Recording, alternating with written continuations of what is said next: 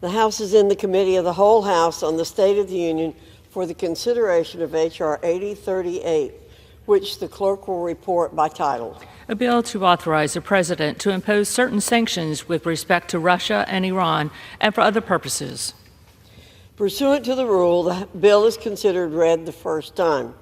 General debate shall be confined to the bill and shall not exceed 30 minutes, equally divided and controlled by the chair and ranking minority member of the Committee on Foreign Affairs or their respective designees. The gentleman from Texas, Mr. McCall, and the gentleman from New York, Mr. Meeks, each will control 15 minutes. The chair recognizes the gentleman from Texas, Mr. McCall.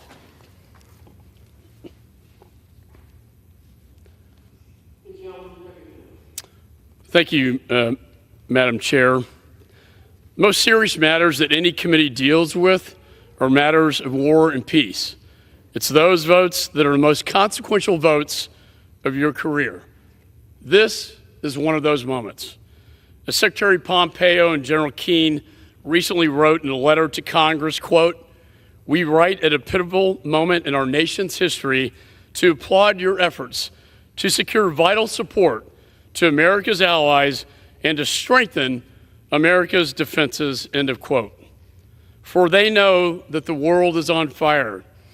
From Putin's full-scale invasion of Ukraine to Chairman Xi threatening Taiwan and the Pacific, to the Ayatollah rearing his ugly head, invading Israel through his proxies, the eyes of the world are upon us, and history will judge us by what we do here and now. I want to thank Speaker Johnson, who has been under enormous pressure. He has said he wants to be on the right side of history. And with this vote today, he absolutely is.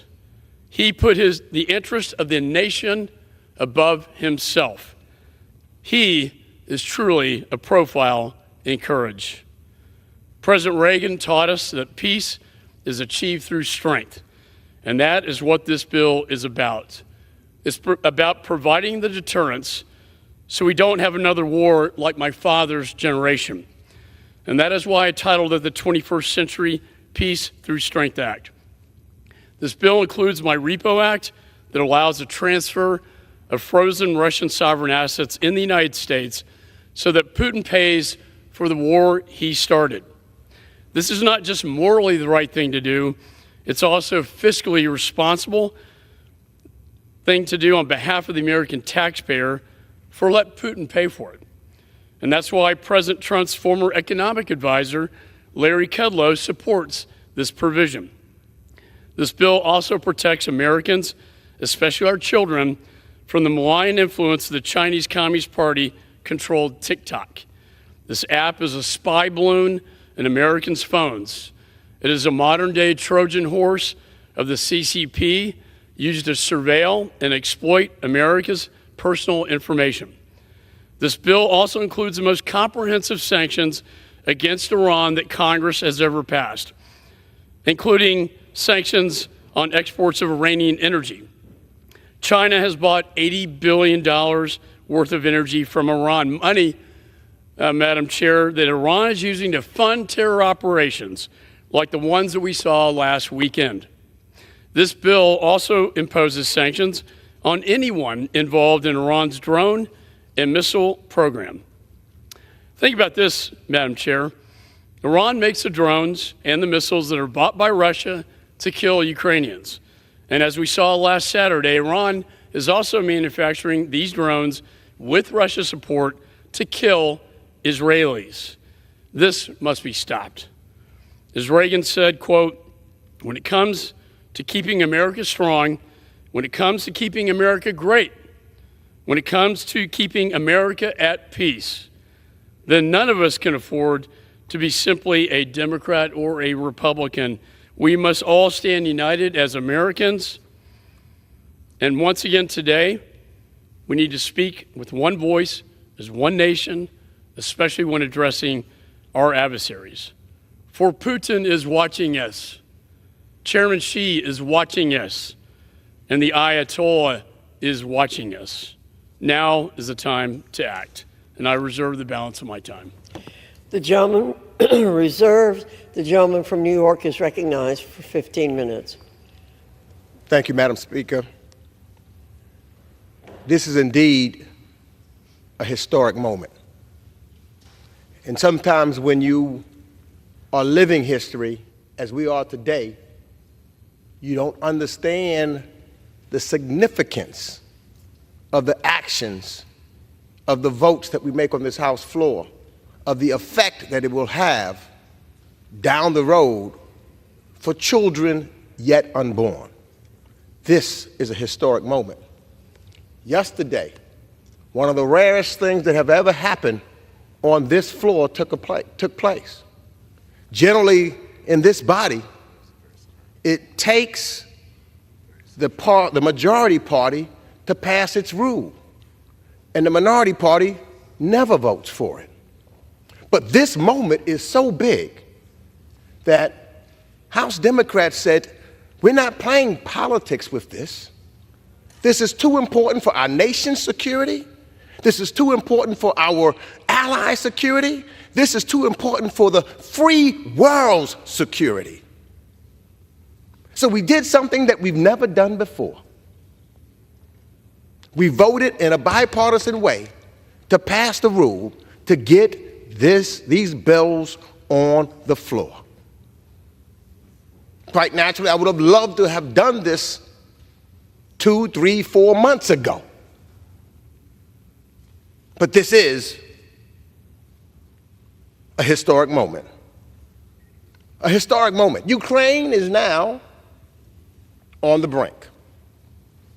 The humanitarian catastrophes in Gaza, in Sudan, in Haiti, and elsewhere require immediate aid.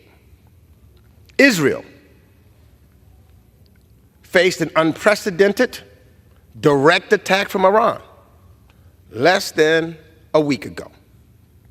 And we need to rebuild our industrial base and support a free and open Indo-Pacific.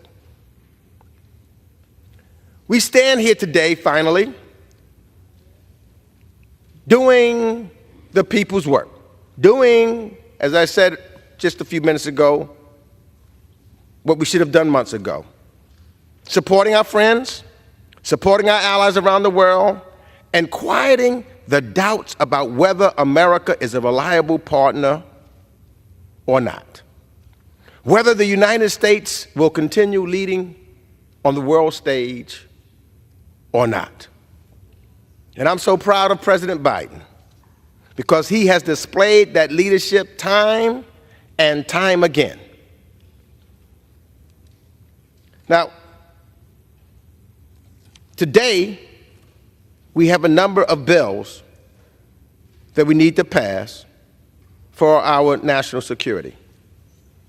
On repo, pertaining to the seizure of Russian sovereign assets, there is no doubt that Russia should pay for its crimes against humanity in Ukraine, as Vice President Harris has termed it. This bill importantly irons out legal questions that make sure that the United States does not act alone, but rather in coordination with our G7 and other partners, as we've seen President Biden pull them together immediately. Coordinating with our allies on this issue is important, not just for our standing as a paragon of the rule of law, but for our long-term economic interests. And there is an array of Middle East sanction bills included in this package, including several we voted on this week. Importantly, the majority agreed to add humanitarian exception in 3 of those bills. I have been requesting that for a while. Fortunately and thankfully, we've got it in now. And I hope that going forward, including these exceptions, are a matter of course, rather something added via last-second negotiation.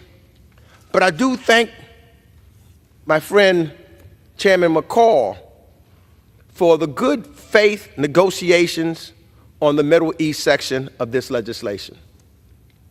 The Foreign Affairs Committee sanctions section is not perfect, but it does provide important humanitarian exceptions and waivers throughout the bill.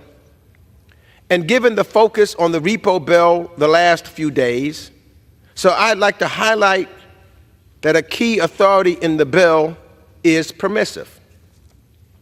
I do not think that a sanction should be the opening salvo of diplomacy. Many may have heard me talking about how I believe in diplomacy so strongly. But sanctions are an important instrument of economic statecraft that can, on occasion, deter bad actors, curb human rights abuses, promote diplomatic outcomes. But I believe we lose our moral credibility if American sanctions are seen as causing the indiscriminate deprivation, and we lose our policy flexibility if we tie the executive branch's hands instead of giving it useful tools.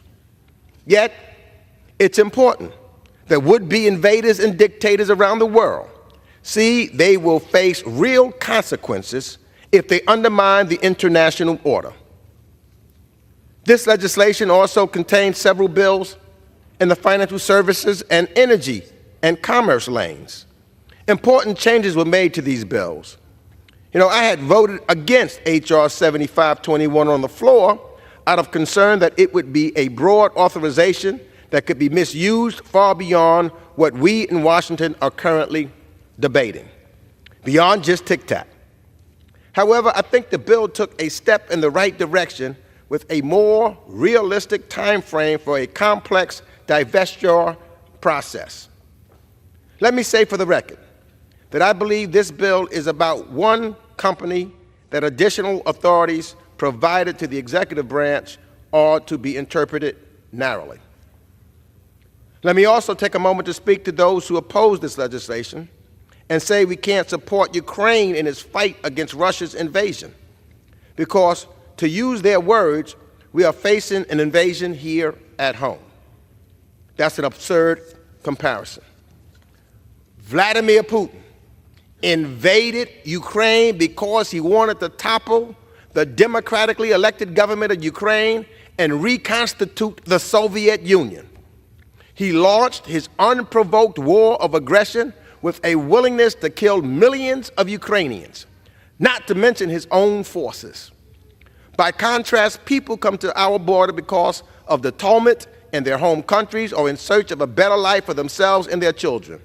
They do so because this is the greatest nation, the greatest country in the history of this planet. With all of our ills, with all of our faults, with all that we need to do, we come together. There is no question.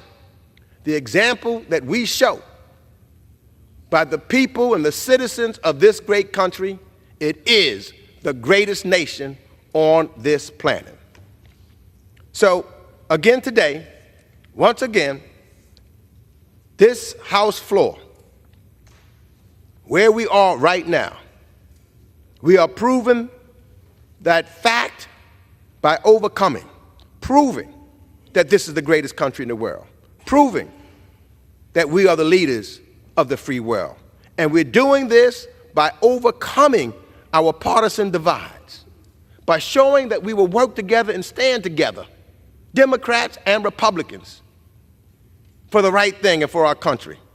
So we are passing a historic bill, a bill that our children and grandchildren and children will be reading and looking at in the years to come, that promotes not just U.S. national security, but the security of democracy and authoritarianism, over authoritarianism, law over lawlessness, prosperity over chaos or famine. My friends, the camera of history is rolling. And when they play it back, they will see we stood together. When they play it back, they will see that we stood for freedom, justice, and equality. And with that, Madam Speaker, I reserve the balance of my time. The gentleman from New York reserves. The gentleman from Texas is recognized. Madam Chair, I'm pleased to yield 1 minute to the gentleman from Arkansas, a member of the Foreign Affairs Committee, Mr. Hill. The gentleman from Arkansas has 1 minute. Madam Chair, once again, dear friends, into the breach. We stand in the breach again for freedom. We stand in this historic chamber with Washington on one side and Lafayette on the other. In 2 years, we'll celebrate the 250th anniversary of this country, this freedom, this democracy, which would not have happened without money from the Netherlands, money from France, guns from France, a navy from France. Allies stood at the side of the birth of this nation. The birth of freedom was born here. So today we come to this House floor to see that freedom is fought for here in this House. Last week, the Prime Minister of Japan, Kishida, stood on this floor and called this nation the indispensable nation. Not to do it alone, not to stand in the breach alone, but to lead. And today, the United States will once again and step up and lead. Today, we will send the world the message. We stand with those who stand for freedom, and we hold to account those who are against freedom. This bill supports our allies. This bill condemns our rivals and our enemies. Vote for this bill. I yield back the balance of my time. And Madam Chair, I'd like to submit the balance of my record. The gentleman's time has expired. The gentleman from New York is recognized. Madam Speaker, I'm proud to yield 2 minutes to the gentleman from Virginia and a member of the House Foreign Affairs Committee, Representative Jerry Connolly. The gentleman from Virginia is recognized for 2 minutes. Thank you, Madam Speaker, and I thank my friend and I thank Mr. McCall for their leadership. Today, with the vote on Ukraine security aid, we rededicate ourselves to who we are. We meet today under the white dome above us, a universal symbol of freedom and freedom-loving people everywhere. And today, we cannot disappoint those who seek what we have, freedom. The freedom to self-determine, the freedom to decide their sovereignty and their alliances and their form of government. America has always stood for that. Will we retreat from that today? And do we understand the choices in front of us? They're clear. Some say, well, we have to deal with our border first. The Ukrainian-Russian border is our border. It's the border between depraved autocracy and freedom-loving people seeking our democratic way of life. Do we have a stake in that outcome? Yes. Undeniably yes. Will we rise to the occasion?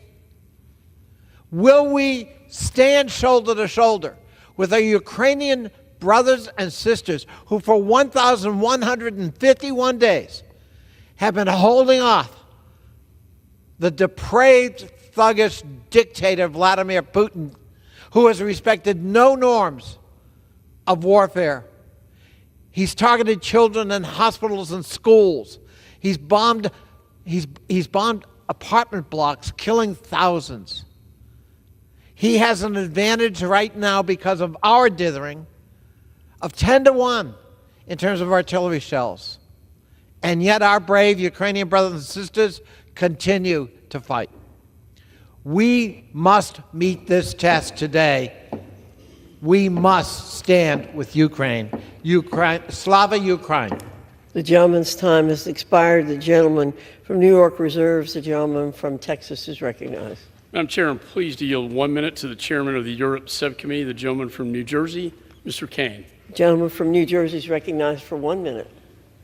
I thank my good friend, the chairman of the Foreign Affairs Committee, for yielding me time and for his steadfast leadership. Madam Speaker, I rise today in support of H.R. 8038, the 21st Century Peace Through Strength Act. As someone who grew up during the Cold War, I recall when President Reagan quoted and displayed the philosophy of peace through strength. Europe is facing the largest war on the continent since World War II. The Middle East is volatile, and every day the CCP prepares itself for its ultimate goal of invading Taiwan. In the fields of Ukraine, every day in which aid is delayed means more territory for Putin and further emboldens Xi and the Ayatollah in Iran. This is not the time for the United States to back down. In order to preserve peace in the world, we must seize the moment and project strength. I urge passage of this bill and the entire foreign aid package. I yield back the balance of my time. The gentleman from New Jersey yields back. The gentleman from New York is recognized. I now yield 2 minutes to the gentleman from Texas and the ranking member of the Foreign Affairs Subcommittee on the Western Hemisphere, Representative Joaquin Castro. The gentleman from Texas is recognized for 2 minutes.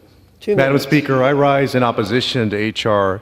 8038 and today's vote to fund Benjamin Netanyahu's war in Gaza. All of us have seen the tragedy of Gaza. We have seen how Prime Minister Netanyahu's government has used American weapons to kill indiscriminately, to force famine. Over 25,000 women and children dead, tens of thousands of missiles and bombs levied on innocent civilians. We cannot escape what we see before us every day. That is the blessing of today's technology. TikTok, Instagram, Facebook, all of it. And when we see it, we have to decide what we're going to do about it. Are we going to participate in that carnage or not? I choose not to. Prime Minister Netanyahu has been reckless. His actions have not led to the release of the remaining hostages. He's ignored the pleas of the families of hostages. He's ignored the pleas of the President of the United States. He's ignored his own people. He's engaged in self-preservation. We should not be sending offensive weapons to Israel right now.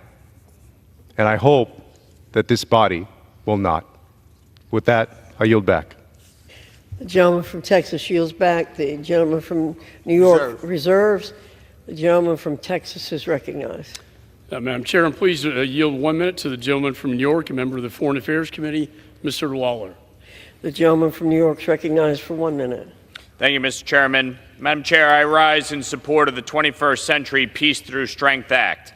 This bill reverses the Biden administration's relaxed stance towards Iran and China and starts to hold these bad actors accountable. Two of my bills, the SHIP Act and the Iran-China Energy Sanctions Act, are included in this package. Both of these bills target the illicit oil trade between Iran and China. One of my bills imposes sanctions on foreign ports and refineries that process Iranian oil, many of which are located in China. My other bill imposes sanctions on Chinese financial institutions that process transactions involving Iranian oil, as well as anyone involved in Iran's missile and drone program. Iran is exporting millions of barrels of petroleum every day. 80% of these exports go to China. Iran has taken in over $88 billion from their illicit oil trade since President Biden took office, and they must not earn a cent more. To be clear, these illicit funds are used to fund Iran's regime of terror, including backing Hamas, Hezbollah, the Houthis, and other terrorist groups, as well as their direct assault on Israel last weekend. You'll have an additional 15 seconds. Now is the time for America to lead, to support our allies, to combat our adversaries, and to continue our role as leader of the free world. And with that, I yield back. The gentleman's time has expired. The gentleman from New York. How much time do I have remaining? The gentleman from New York has 1.5 minutes remaining. I yield the gentleman 1 minute. The gentleman from New Jersey is recognized for 1 minute. Madam Speaker, I rise in strong support of H.R. 8038. National security experts are sounding the alarm, warning that our foreign adversaries are using every tool at their disposal, including apps like TikTok, to amass troves of sensitive data on all Americans. This bill takes decisive action to mitigate our foreign adversaries' ability to collect Americans' data and use it against us. First, it creates a framework intended to force divestment of TikTok from its Chinese Communist Party-controlled parent company, ByteDance. Second, this bill includes my bipartisan pro Protecting Americans' Data from Foreign Adversaries Act, and this bill prohibits data brokers from selling American sensitive personal information to China, Russia, North Korea, and Iran, as well as to entities controlled by those countries. I want to thank my partner in this effort, Chair Rogers, for her tireless work to advance these important provisions. And Madam Speaker, I strongly urge my colleagues to support this legislation, and I yield back. From New Jersey yields back. The gentleman from New York reserves. The gentleman from Texas is recognized. Madam Chair, I have no more further speakers. If the gentleman has none, I will reserve until the gentleman yields back. The gentleman from New York is recognized. I yield the remainder of my time to the gentleman from Illinois, the ranking member on the Select Committee on the Strategic Competition between the United States and China and the Chinese Communist Party, Representative Raja Krishnamurthy. The gentleman from Illinois is recognized for 30 seconds. Thank you, Madam Speaker. I rise in support of this bill, and specifically on the TikTok divestment bill. I want to say a special thank you to Greg Meeks, Mike McCall, Mike Gallagher, Frank Pallone, Kathy McMorris-Rogers, and Chair Cantwell in the Senate for working on this bill. First of all, this bill is not a ban. It's about a divestment. And it's not really about TikTok. It's about ByteDance, the company that owns TikTok and is indisputably controlled by the Chinese Communist Party. The CCP's secretary of the cell embedded in the company is the editor-in-chief of ByteDance, and that's why we're so concerned about the particular app. I just want to say, since the bill passed with 352 votes previously, we increased the divestment period, which is the least restrictive way to deal with the CCP threat, from 6 months to upwards of a year. I strongly urge support of this bill. The gentleman's time has expired. The time of the gentleman from New York has expired. The gentleman from Texas is recognized.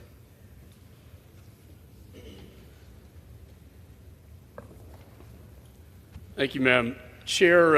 In the late 1930s, Winston Churchill described what he saw as a gathering storm. The forces of Hitler and the axis of evil threatening freedom and democracy. I recall when Mr. Meeks and I were on the border between Poland and Ukraine, watching thousands of mothers and their children fleeing in fear, fleeing their own country after the invasion. And the polls told us this is just like 1939 when Hitler invaded Poland. Today, we are at a similar inflection point in history. The fall of Afghanistan sent a powerfully dangerous message to our adversaries that America was weak. Almost immediately after the Russian Federation began moving towards Ukraine. And once Chairman Xi met with Putin at the Olympics and cemented their unholy alliance, they invaded. Chairman Xi has become more aggressive in the Pacific. And mark my words, Xi is watching what happens in Ukraine to determine whether he invades Taiwan and the Pacific. And then the Ayatollah raised his ugly head in the Middle East. And last Saturday, the world watched as Iran, for the first time in history, invaded Israel, sending 300 missiles and drones to kill innocent Israelis. These dictators, including North Korea, are all tied together. They are all tied together. We cannot separate them. We don't pick and choose our enemies. They choose us. My father served as a bombardier in World War II. He was part of the greatest generation. I recently took my son to my father's air base in England, where he was stationed. And while there, we visited the church where my father prayed, not knowing if he would live or die. I took my son to the National Cemetery for the U.S. Airmen home. And I pointed to the 4,000 crosses and said, son, those are the ones who did not make it home. And in the chapel there, is inscribed on the ceiling, quote, in honor of the airmen who on their last flight met the face of God. Met the face of God. It was a moving experience, father and son, teaching my son, like my father taught me, about the importance of patriotism and the cost of freedom. It was also a reminder of the dangers that we face today. For today, like then, it could have been prevented. Deterrence is the key. As Churchill wrote in his book, The Gathering Storm, quote, one day, President Roosevelt told me that he was asking publicly for suggestions about what the war should be called. I said, Churchill said at once, the unnecessary war. Think about that. The unnecessary war. He said, there never was a war more easy to stop than that which has just wrecked what was left of the world from the previous struggle. I often think about the blood and treasure that could have been saved from my father's generation had we simply stopped Hitler earlier. And now we are faced with a similar opportunity. As Reagan told us, quote, we know only too well the conflict comes not when the forces of freedom are strong, but when they are weak. He was right. Our adversaries are working together to undermine our Western values and demean our democracy. We cannot be afraid at this moment in time. We cannot be afraid of our shadows. We must be strong. We have to do what's right. Evil is on the march. History is calling. And now is the time to act. For the world is watching. Our adversaries are watching us here today. And history will judge us all by our actions here today and now. So as we deliberate on this vote, you have to ask yourself the question, am I Chamberlain or am I Churchill? And with that, I yield back.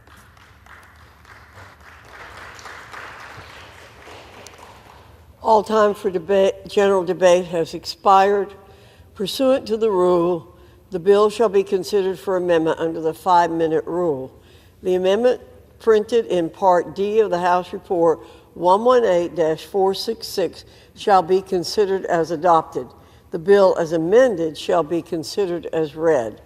No further amendment to the bill as amended shall be in order except those printed in Part E of House Report 118-466.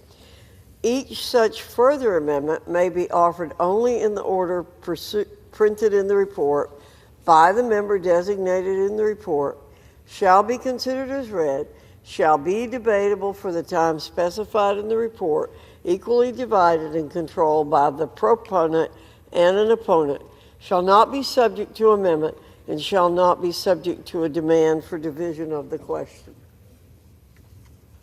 It is now in order to consider amendment number 1, printed in Part E of House Report 118-466.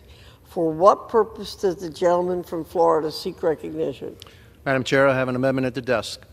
The clerk will designate the amendment. Amendment number 1, printed in Part E of House Report number 118-466, offered by Mr. Jimenez of Florida. Pursuant to House Resolution 1160, the gentleman from Florida, Mr. Jimenez, and a member opposed each will control 5 minutes. The chair recognizes the gentleman from Florida. Madam Chairman, I yield myself such time as I may consume. The gentleman is recognized. Thank you, Madam Chair. Be it through technology transfers or monetary investments, we must stop funding our own destruction through tacit support of the PLA's technological advancement. This amendment requires that the annual China Military Power Report to provide an assessment of the PRC's developments in critical and emerging technologies relevant to any advancement of the PLA capabilities, any involvement in the CCP's civil-military fusion program, or any involvement in the development of the CCP's state surveillance initiatives. This amendment also calls on the Department of Defense, the Department of State, and other interagency partners to list all Chinese companies involved in the development of this critical technology and determine if any U.S. technology components are used by these companies or if any U.S. capital is invested in these companies. This is critical information to have. American dollars and ingenuity should not be building the CCP's techno-totalitarian surveillance state and should not be funding its gross human rights abuses. We must recognize the risk of support for entities involved in Xi's civil-military fusion program and understand why any technological development made in China on the civil side instantly goes to support military advancements. Right now, Americans, usually unwittingly, are funding the People's Liberation Army, paying for things like aircraft carriers, fighter jets, artillery shells, and facilitating a mass surveillance and oppression of the Chinese people. I think the bottom line, from my perspective, is that the CCP is an adversary, and you don't defeat an adversary or deter an adversary by shoveling billions of dollars into their military and technology programs. Every time we allow this to happen, we are closing the capability gap between our military and the PLA, giving the upper hand to our greatest adversary, the only country with the intent, will, and capability to reshape the international order, and that's China. I urge my colleagues to support this amendment, and with that I reserve the balance of my time. The gentleman from Florida reserves the balance of his time. Does anyone wish to speak in opposition to the amendment? The gentleman from Florida is recognized. I would like now to yield 2 minutes to the gentleman from Illinois, the ranking member of the Select Committee on the CCP, Mr. The gentleman from Illinois is recognized for 2 minutes. Close enough, Carlos. Thank you. I rise in strong support of this amendment, which requires the China Military Power Report, which the Department of Defense puts out each year, to include a new section on the PRC's development of critical and emerging technologies. Through its military-civil fusion strategy, the CCP has effectively combined its civilian and military sectors, meaning that American investment into China often finds its way into the hands of the People's Liberation Army. We simply cannot allow this to happen. By tracking the PRC's development of critical technologies, as well as any American support for these efforts, this amendment will help prevent the power of American innovation and financing from fueling the continued growth of China's military power. I urge strong support and yield back. The gentleman from Illinois yields back. The gentleman from Florida is recognized. You have 1 minute remaining. Madam Chairman, I yield 30 seconds to the gentleman from Texas, the chairman of the Foreign Affairs Committee, Mr. McCall. I thank the gentleman for his amendment. I support this amendment. I believe it will greatly enhance the Department of Defense's China military report by increasing our understanding of critical and emerging technology sectors, which is the central feature of the great power competition that we have with China. And I thank the gentleman for bringing this amendment, and I yield back. The gentleman from Florida has 1 minute remaining. Thank you, Madam Chair. And in closing, the PRC is the only competitor with the intent, the will, and the capability to reshape the international order. We must stop fueling our own demise. With that, I urge support of this amendment, and I yield back the balance of my time. The gentleman yields back. The question is on the amendment offered by the gentleman from Florida. Those in favor say aye. Those opposed say no. In the opinion of the chair, the ayes have it. The amendment is agreed to. It is now in order to consider amendment number 2, printed in Part E of House Report 118-466. For what purpose does the gentleman from Iowa seek recognition? Madam Chair, I have an amendment at the desk. The clerk will designate the amendment. Amendment number 2, printed in Part E of House Report number 118-466, offered by Mr. Nunn of Iowa. Pursuant to House Resolution 1160, the gentleman from Iowa, Mr. Nunn, and a member opposed each will control 5 minutes. The chair recognizes the gentleman from Iowa. Thank you, Madam Chair. I yield myself as much time as I may consume. The gentleman is recognized. Iran is the largest sponsor of state terrorism. Their tactics of terror know no bounds, and they will stop at nothing to destroy our strongest allies in the Middle East. Indeed, a week ago today, we saw them unleash a barrage of weapons intended to kill thousands. Christians, Jews, Muslims. No discretion in between, but for a 99% repulse rate by Israel, America, and our allies, we stood firm.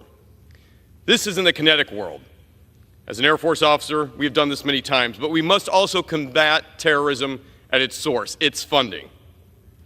As a counterintelligence officer, I know the enemy must be fought on the battlefield, but behind the scenes, we must also commit to crippling them with their lack of ability to gain financial services that they then supply the funding for Hamas, Hezbollah, Houthi rebels, and the IRGC. My amendment will require the U.S. government to diligently review all of Iranian assets above $5 million to accurately understand where their funding is coming from, where it is going, and who is benefiting from it. Right now, Congress lacks critical information surrounding U.S. Treasury's non-enforcement of current sanctions that have allowed more than $80 billion in illicit oil sales alone to come into the country. And this amendment requires transparency, so Congress and the American people never have to hear about billions potentially being transferred to Iran through the press and not through this administration. This amendment also gives Congress knowledge that we require to effectively ensure oversight and draft targeted legislation to ensure the Iranian regime doesn't have access to the funds necessary for it to finance terror. Finally, this amendment holds Iran accountable for their direct funding of terrorism, ensuring that Iran does not have access to the financial assets to enable their reign of terror throughout the Middle East and to those right here in the United States. I urge my colleagues to support this amendment. Congress must be aware of Treasury Department's relaxation and non-enforcement of current sanctions on Iran today, and this amendment should be implemented immediately. Thank you, Madam Chair, and I reserve the balance of my time. The gentleman from Iowa reserves. For what purpose does the gentleman from New York seek recognition? I rise to claim time in opposition to this amendment. The gentleman is recognized for 5 minutes. The Treasury Department opposes this amendment because they believe the reporting time is so short and the requirements are so onerous. They believe it's so onerous that they will have to pull people away from doing the important work on finding illicit actors that should be sanctioned and make them work on this report. There is also concerns about business confidentiality here. And I'm guessing if there were more time, we could make changes in this bill. We could work together to make it more workable and strike a deal here. But given that this is up or down vote on the floor for an amendment now, I must oppose. With that, I yield back the balance of my time. Back. The gentleman from Iowa is recognized. Thank you, Madam Chair. I appreciate the gentleman's comments. I would state the Constitution establishes Congress as a co-equal branch. Time delays alone cannot be the reason to not move forward immediately. And with that, I would yield my time for 30 seconds to the Chairman, Mike McCall from Texas, for his great work in defending Israel and supporting a sanctioned regime in Iran. I thank the gentleman from Iowa for his... Gentleman from Texas is recognized. Thank you, Madam Chair. I thank the gentleman from Iowa for this amendment, and I support this amendment. It enhances congressional oversight, as you talked about under Article 1. We have a responsibility over restricted Iranian assets and accounts, including those in Qatar and Iraq. For too long, this administration has not been transparent with the Congress and the American people about sanctions and the like, and reporting that to Congress. So I think this is a good step forward, and I yield back. The gentleman from New York, the gentleman from Iowa is recognized. Thank you, Madam Chair. I yield 30 seconds to the gentleman from the great state of Arkansas, Mr. French Hill. Gentleman from Arkansas is recognized for 30 Thank you, Madam seconds. Chair. Thank you, Mr. Nunn. Thank you, Chairman McCall. I stand in support of this amendment. We have to counter Iran's illicit use of funds any way we can to stop their reign of terror and their attack on our ally Israel. Key to that is stopping their evasion of sanctions. These funds go directly to attacking our friends and partners, and Iran uses new and creative ways to do that. This amendment from Congressman Nunn ensures that we're stopping funds at the source by instructing the Treasury to examine the source and benefactor of all Iranian assets over $5 million.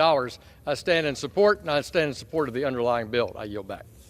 Gentleman back. The gentleman from Iowa is recognized. Thank you, Madam Chair. I recognize the gentleman from the great state of New York, Mike Lawler, for 30 seconds. The gentleman from New York is recognized. I rise in support of this amendment, and I'm proud to be a co-sponsor of Representative Nunn's legislation, the Revoke Iranian Funding Act, that this came out of. In the wake of the appalling terrorist attack against Israel, it's clear that we must work to confront Iran and its surrogates in the region with a strong sanctions regime. Iran is the largest state sponsor of terrorism in the world, spending its money on terror, on developing nuclear capabilities, on taking hostages to use for bargaining purposes, and on funding the criminal IRGC. Among other provisions, this common sense measure would provide transparency on which sanctions authorities the president is failing to exercise and where we can continue to cut off Iran's funding. I urge all of my colleagues to support this amendment. I yield back. The gentleman's time has expired. The gentleman from Iowa is recognized. Thank you, Madam Chair. I recognize my colleague and Wing Commander, Mr. Don Bacon from Nebraska, for 30 seconds. The gentleman's recognized. I stand in support of this amendment. We have to be clear-eyed. Iran is our adversary. They've killed 609 Americans in Iraq. They've fueled and energized or armed the Hamas that conducted the attacks on 7 October. They armed the Hezbollah. They armed the Houthis. We should go after all of their assets. We should choke every dollar that we can, because every dollar they have fuels terrorism. I stand in support of Zach Nunn's amendment. Thank you. The gentleman from Iowa is recognized for 45 seconds. Thank you, Madam Chair. Today we stand at a crossroads on a precipice. The result is the effect of an Iranian regime that is directly threatening not just our allies in the Middle East, but has access to funds that directly threaten us. And so while I respect my colleagues on the other side of the aisle, I would ask that they come forward at this important juncture to make sure that these funds are restricted from the use of terrorism that flows directly to harm those American soldiers who lost their lives just months ago, fellow veterans and combat in arms. I thank the 9/11 families, the Foundation for Defense Funds, and all of those who have come forward to support this very important measure. With that, Madam Chairwoman, I reserve. The gentleman's time has expired. The question is on the amendment offered by the gentleman from Iowa. Those in favor say aye. Those opposed, no. In the opinion of the chair, the ayes have it. The amendment is agreed to. Ask for a roll call vote. The gentleman from New York asked, the pursuant to Clause 6 of Rule 18, further proceedings on the amendment offered by the gentleman from Iowa will be postponed.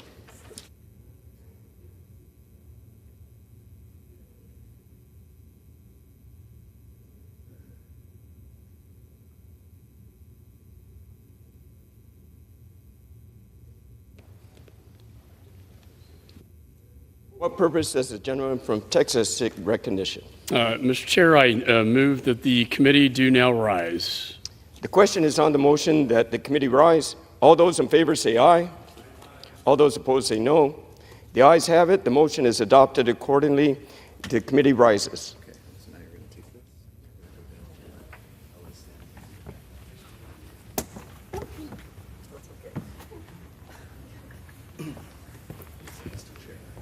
Mr. Chair. Madam Speaker, the Committee of the Whole on the State of the Union, having had under consideration H.R. 8038, directs me to report that it has come to no resolution thereon. The chair of the Committee of the Whole House on the State of the Union reports that the committee has had under consideration H.R. 8038 and has come to no resolution thereon.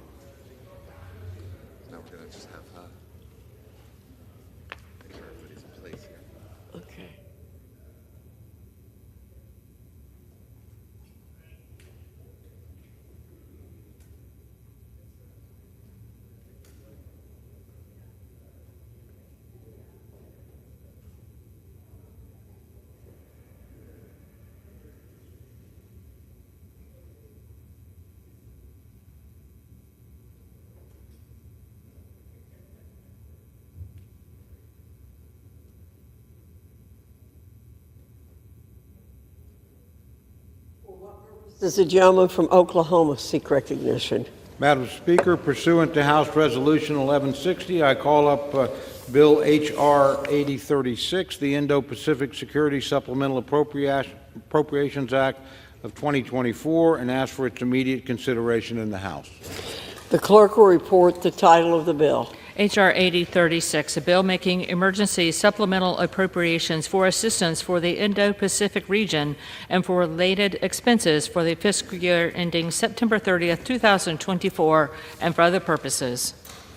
Pursuant to House Resolution 1160, the bill is considered read. The bill shall be debatable for 30 minutes, equally divided and controlled by the chair and ranking minority member of the Committee on Appropriations or their respective designees. The gentleman from Oklahoma, Mr. Cole, and the gentlewoman from Connecticut, Ms. DeLauro, each will control 15 minutes. The chair recognizes the gentleman from Oklahoma. Madam Speaker, I ask unanimous consent that all members may have 5 legislative days in which to revise and extend their remarks and include extraneous material on the measure under consideration. Without objection. Madam Speaker, I yield myself such time as I may consume. The gentleman is recognized. Thank you, Madam Speaker. I rise today to offer H.R. 8036, the Indo-Pacific Security Supplemental Act of 2024.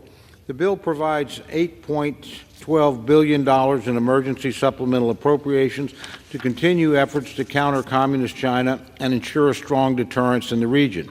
It includes $3.3 billion to develop submarine infrastructure, $2 billion for the Foreign Military Financing Program for Taiwan and other key partners in the regions, $1.9 billion to replenish defense articles and defense services provided to Taiwan and regional partners, $542 million to strengthen U.S. military capabilities in the region, and $133 million to enhance the production and development of artillery and critical minerals. Today's bill should not be viewed in isolation. It's part of a series of 3 security supplemental bills and a related national security measure, all of which are being considered as part of a comprehensive security funding package.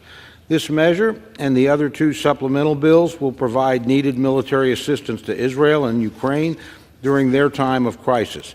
Will provide support for Taiwan as it confronts aggression from the Chinese Communist Party, and will provide support for the U.S. military forces operating in Europe, the Middle East, and Asia, including the critical replenishment of American stocks of ammunition.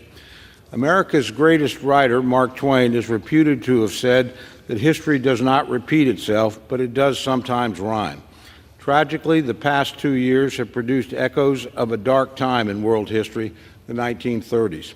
In the 1930s, evil regimes bent on aggression, domination, and even genocide took their first steps down a dark road that would eventually lead to World War. Tragically, the democratic West turned inward then, standing idly by while fascist regimes began to take aggressive actions against their weaker neighbors. There was time then to put a stop to aggression, if only we had had the fortitude and the wherewithal to stand firmly on the side of freedom. Today we're seeing uncomfortable parallels to that dark time. In Europe, Vladimir Putin launched an unjust and illegal invasion of his democratic neighbor, Ukraine. In Asia and the Pacific, the Chinese Communist Party encroaches on its neighbors and openly threatens the continued self-determination of Taiwan, a nation which continues to show the world what a free and democratic China could look like. And in the Middle East, Israel faces attacks on multiple fronts, beginning with the horrible terror attack launched by Hamas on October 7th, and continuing with an unprecedented direct aerial assault launched by the Iranian regime over the weekend. These events do not take place in a vacuum, Madam Speaker. They take place in regions around the world critical to American national security. They threaten our friends and partners around the globe and threaten the continued safety of democracy. The security of our fellow democratic states is our security, and protecting their security is undoubtedly in America's national interest. Some of the greatest American leaders of the 20th century recognized this fundamental reality. I think of Franklin Roosevelt calling on America to become the great arsenal of democracy to defeat Nazi Germany. And I think of Ronald Reagan reminding us that the preservation of a peaceful, free, and democratic Europe is essential to the preservation of a peaceful, free, and democratic United States. Madam Speaker, peace through strength cannot be delivered through appeasement. We cannot wish our way to national security, and we cannot thrust our heads into the sand while aggressive nations threaten their neighbors. Today's measure is not only about safeguarding the ideals of democracy and peace, but it's also central to our own national security. The actions we take today will be seen and heard around the world. Vladimir Putin is watching. Xi Jinping is watching. The Iranian mullahs are watching. What will we show them? Will we show them that our commitment to security does not stop at the water's edge? Will we show them that we know that the security of our friends and our partners around the globe is our security? Or will we fail to take action, and in doing so, give these powers the same gift we gave to the fascist powers in the 1930s? I know which I would choose. I know what I would show our adversaries, these tyrants and dictators, that just as in Ronald Reagan's time, the United States stands committed to the common defense, that our commitment to our friends and partners stands both now and into the future. I urge all members to support the bill, and I reserve the balance of my time. The gentleman from Oklahoma reserves. The gentlewoman from Connecticut is recognized. Madam Speaker, I rise in strong support of the Indo-Pacific Security Supplemental Appropriations Act, which will provide our allies in the Indo-Pacific region with the support they need to counter China's aggressive and adversarial posture. The post-World War order, U.S. leadership, and our historic and strong allyship with Japan, Taiwan, South Korea, and the Philippines have created enduring peace and prosperity for much of the region.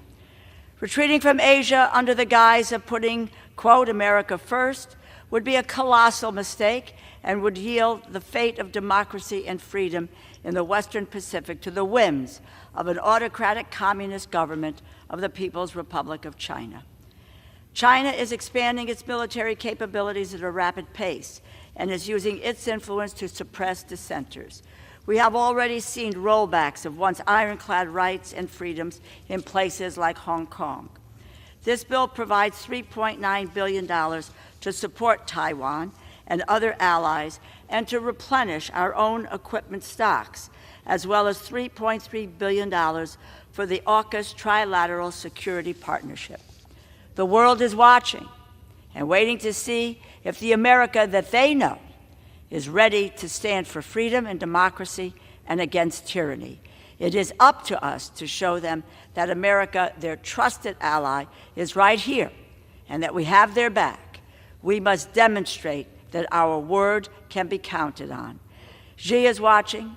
Our friends in Taiwan, Japan, Korea, and the Philippines are watching. I reserve the balance of my time. Gentlewoman from Connecticut reserves. The gentleman from Oklahoma is recognized. Thank you, Madam Chair. I yield to the gentleman from Arkansas, the chairman of the Subcommittee for Transportation, Housing, and Urban Development of the Appropriations Committee, Mr. Womack, for 4 minutes. The gentleman from Arkansas is recognized for 4 minutes.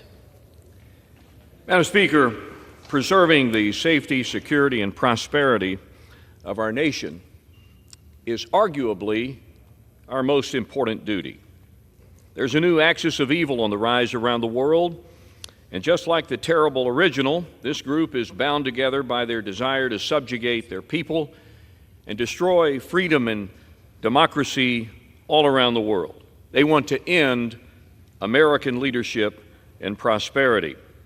The second half of the 20th century was the most prosperous in our nation, and that prosperity was underpinned by relative peace.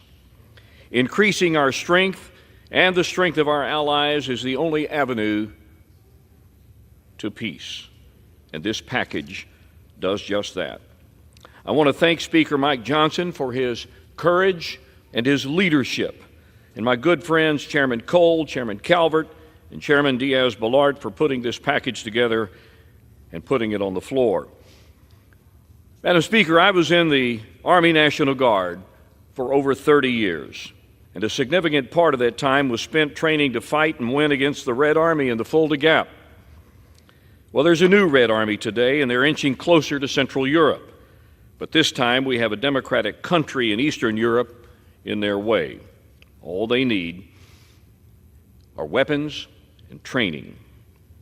And that's among the bills in the package that we provide today that this body will vote on. Without this package, Putin will continue his march of death and destruction. Without this package, our own Army will have to cancel combat training center rotations, the training events that keep our forces the greatest in the free world. And during those 30 years, I was deployed with my battalion to the Sinai in Egypt, and standing on the Egyptian side of the Rafah crossing, I saw firsthand the death and destruction of Hamas. I also saw our greatest ally in the region, Israel, defending itself. This package today provides Israel the tools it needs to destroy terrorists, killing and capturing and raping its citizens. Our friends need our help. And without this package, our Navy will be without critical air defense munitions required to protect our sailors. These air defense assets enable the control of our seas. Another dictator is marshaling his resources and planning to upend the free and open Indo-Pacific region that has contributed so much to American prosperity. This package makes important investments in our defense capabilities to deter this aggression. Without it, we will produce fewer submarines, we will produce fewer anti-ship missiles, and underfund the requirements of our commanders in the region. And Madam Speaker, our Kansans are at the forefront of producing the critical munitions, from Tomahawk missiles to Standard missiles to Naval Strike missiles, all funded in this package. Yes, Arkansas, like many other states, is the forge of the arsenal of democracy. So today's vote seems pretty simple to me. We're choosing between strength and weakness, between freedom and repression, and between prosperity and decline. So I ask my fellow members to look past the end of your nose, understand the context and gravity of the situation we face and that our partners and allies face, and support this package today. And with that, Madam Speaker, I yield back the balance of my time. The gentleman from Arkansas yields back. The gentleman from Oklahoma reserves. The gentlewoman from Connecticut is recognized. Madam Speaker, I yield 1 minute to the gentleman from Illinois, the ranking member of the Select Committee on the Strategic Competition between the United States and the CCP, Mr. Krishnamurthy. The gentleman from Illinois is recognized. Thank you, Ranking Member. I rise in strong support of H.R. 8036. A recent survey showed that a majority of Americans believe there's a 50-50 chance or greater of war between the United States and China. It's one of their greatest fears. That same survey showed that 80% of Americans want us to do everything in our power to prevent war with China. This particular bill, H.R. 8036, is critical in preventing war with China by increasing deterrence against their aggression, through foreign military financing of our partners, through upgrading the industrial submarine base, and by replenishing our defense stocks. I strongly urge support of H.R. 8036. We cannot wane in the defense of democracy. The gentleman from Illinois yields back. The gentleman from Connecticut reserved. The gentleman from Oklahoma is recognized. Madam Speaker, I yield 2.5 minutes to my good friend, the distinguished gentlewoman from California, Ms. Kim. The gentlewoman from California is recognized for 2.5 minutes. Thank you, Chairman, for yielding. President Ronald Reagan said, "We cannot play innocence abroad in a world that is not innocent, nor can we be passive when freedom is under siege." The free world is under attack as Vladimir Putin, Xi Jinping, the Ayatollahs, and Kim Jong-un are teaming up to destroy any glimpse of freedom and democracy in their path. Deterrence is not divisible, and history has shown that when the free world wavers, adversaries see a green light. Taiwan Foreign Minister Joseph Wu said recently that the United States failing to support Ukraine would embolden Xi Jinping and support Beijing's propaganda that the United States is not a reliable partner. We want our allies and partners to turn to the United States, not to the Chinese Communist Party, who wants to replace the American dream with this authoritarian vision in a quest to become the world's superpower, top economic and military power by 2027. If Xi Jinping is successful in his ambitions to take Taiwan, it will directly hurt our economy, our national security, and our leadership globally. And we know he won't stop there. That's why we need to give Taiwan the weapons that it has paid for to defend itself and support other partners in the region. And this bill reaffirms our support by increasing foreign military financing and revamping our submarine industrial base as we implement Pillar 1 of the AUKUS agreement, which allows for the sale of nuclear-powered submarines to Australia and the United Kingdom. For America to continue to shine as a beacon of hope and freedom, we need our allies and partners to trust us and our adversaries to respect us. This is about freedom versus authoritarianism. This is about maintaining a world order that is safe for future generations. History will judge this institution and our country based on how we vote today. The world is watching us, and we need to deliver. So I urge my colleagues to meet this critical moment and pass H.R. 8036, Indo-Pacific Security Supplemental Act. Thank you. With that, I yield back. The gentlewoman from California yields back. The gentleman from Oklahoma reserves. The gentlewoman from Connecticut is recognized. Madam Speaker, I yield 1 minute to the gentleman from Connecticut, Mr. Courtney, a member of the Armed Services Committee and ranking member on the Sea Power and Projections Subcommittee. Mr. Courtney. The gentleman from Connecticut is recognized for 1 minute. Thank you, Madam Speaker. I rise in strong support of the Indo-Pacific Security Supplemental Act. This bill makes critical investments to integrated deterrence in the Indo-Pacific. It fulfills the U.S. Indo-Pacific Command's unfunded priorities and uplifts the U.S. submarine industrial base in support of the trilateral AUKUS security agreement. Its $3.3 billion investment in submarines will both expand production capacity of the Virginia and Columbia class programs and provide Navy with resources to get more attack submarines out of maintenance delays and into the fleet. This supplemental was crafted last fall in tandem with House-Senate passage of AUKUS authorities.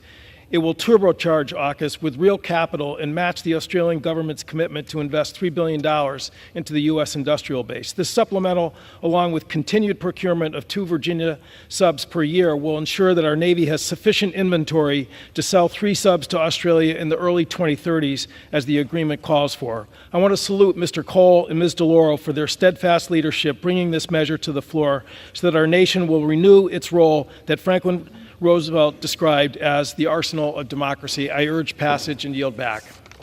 The gentleman's time has expired. The gentlewoman from Connecticut reserves. The gentleman from Oklahoma is recognized. Thank you, Madam Speaker. I yield 1 minute to my very good friend, the distinguished gentleman from South Carolina, Mr. Wilson. The gentleman from South Carolina is recognized. Thank you, Madam Speaker. The visionary Ben Shapiro, editor emeritus of the Daily Wire and host of the top conservative podcast in America, wrote, "Why Mike Johnson is correct" on Thursday. His defense of Mike Johnson has been reinforced by Mark Levin and General Jack Keane. In supporting the people of Taiwan is crucial to be a deterrence to the Chinese Communist Party invading and saving hundreds of thousands of lives. As the son of a flying tiger in World War II, who served in Kunming, Chengdu, and Xi'an, I grew up with appreciation of the people of Chinese heritage. America will stand with the people of Taiwan, with South Korea, Japan, Israel, and Ukraine. We're the greatest nation on earth, and we have to act like this. This is a basic Reagan republicanism. In conclusion, God bless our troops who have successfully protected America for 20 years as the global war on terrorism moves from the Afghanistan safe haven to America. We do not need new border laws. We need to enforce existing laws. Biden shamefully opens borders for dictators as more 9/11 attacks across America are as imminent, as repeatedly warned by the FBI. I yield back. The gentleman from South Carolina yields back. The gentleman from Oklahoma reserves. The gentlewoman from Connecticut is recognized. Madam Speaker, I yield 1 minute to the gentleman from Tennessee, Mr. Cohen. The gentleman from Tennessee is recognized for 1 minute. Thank you, Madam Speaker, and thank you, Mr. Lara. Speaker Johnson said he was a wartime speaker, and he was a child of the 80s influenced by Reagan, who went to the Berlin Wall and said, "Mr. Gorbachev, take down this wall." I'm a child of the 60s, and John Kennedy, and I heard him say in his inaugural address, "Let every nation know, whether it wishes us well or ill, that we shall pay any price, bear any burden, meet any hardship, support any friend, oppose any foe, to assure the survival and the success of liberty." Mr. Reagan and Mr. Kennedy each expressed what is the will and the heritage of the American government in supporting freedom and liberty around the world. These bills that protect the Indo-Pacific, Israel, and Ukraine protect these countries against attacks on their sovereignty and their existence. They are free and countries that celebrate democracy, and we have a duty to support them, and we're engaging in that American tradition. I support the bills and urge everyone to do so. I yield back the balance of my time. The gentleman from Tennessee yields back. The gentlewoman from Connecticut reserves.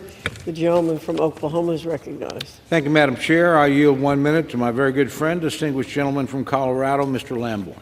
The gentleman from Colorado is recognized for 1 minute. I thank the gentleman. History is watching us today. The whole world is watching us today. Winston Churchill, before World War II, spoke of those like Neville Chamberlain who chose dishonor over war and ended up with both. Likewise, isolationists today who choose to retreat from helping our friends who are being threatened and invaded will find that the struggles of our friends will sooner or later follow us home.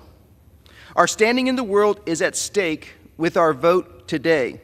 We can choose dishonor, or we can choose to help friends who are oppressed by strong and malignant neighbors. Speaker Mike Johnson has chosen honor and is to be commended. Taiwan, Israel, and yes, Ukraine desperately need our help. Vote for all 4 bills. Choose honor over dishonor. I yield back. The gentleman from Colorado yields back. The gentleman from Oklahoma reserves. The gentlewoman from Connecticut is recognized. Madam Speaker, I yield 1 minute to the gentleman from Virginia, Mr. Byer. The gentleman from Virginia is recognized for 1 minute.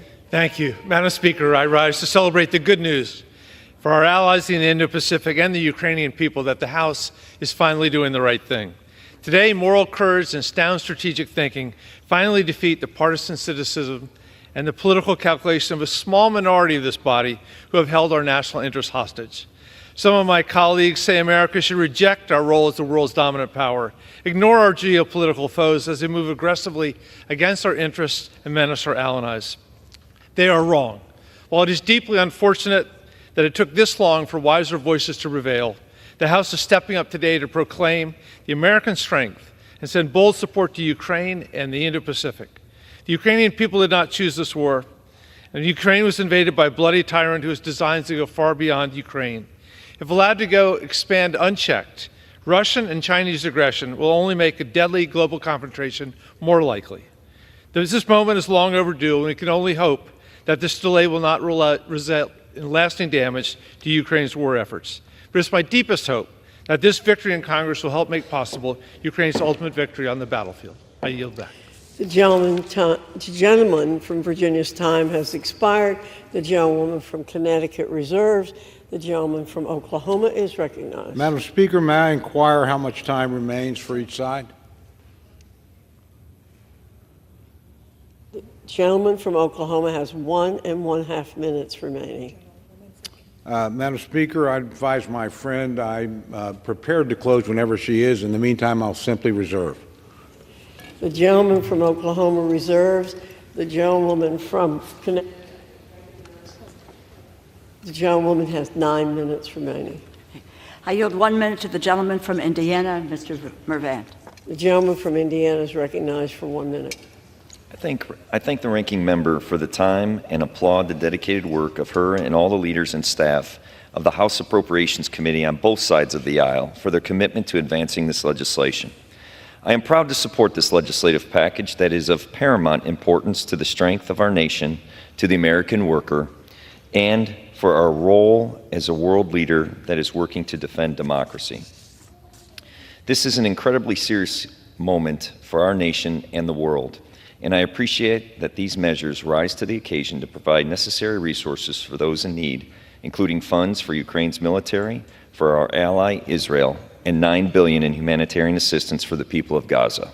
I encourage my colleagues to support these measures and ensure they are signed into law. Thank you, and I yield back my time.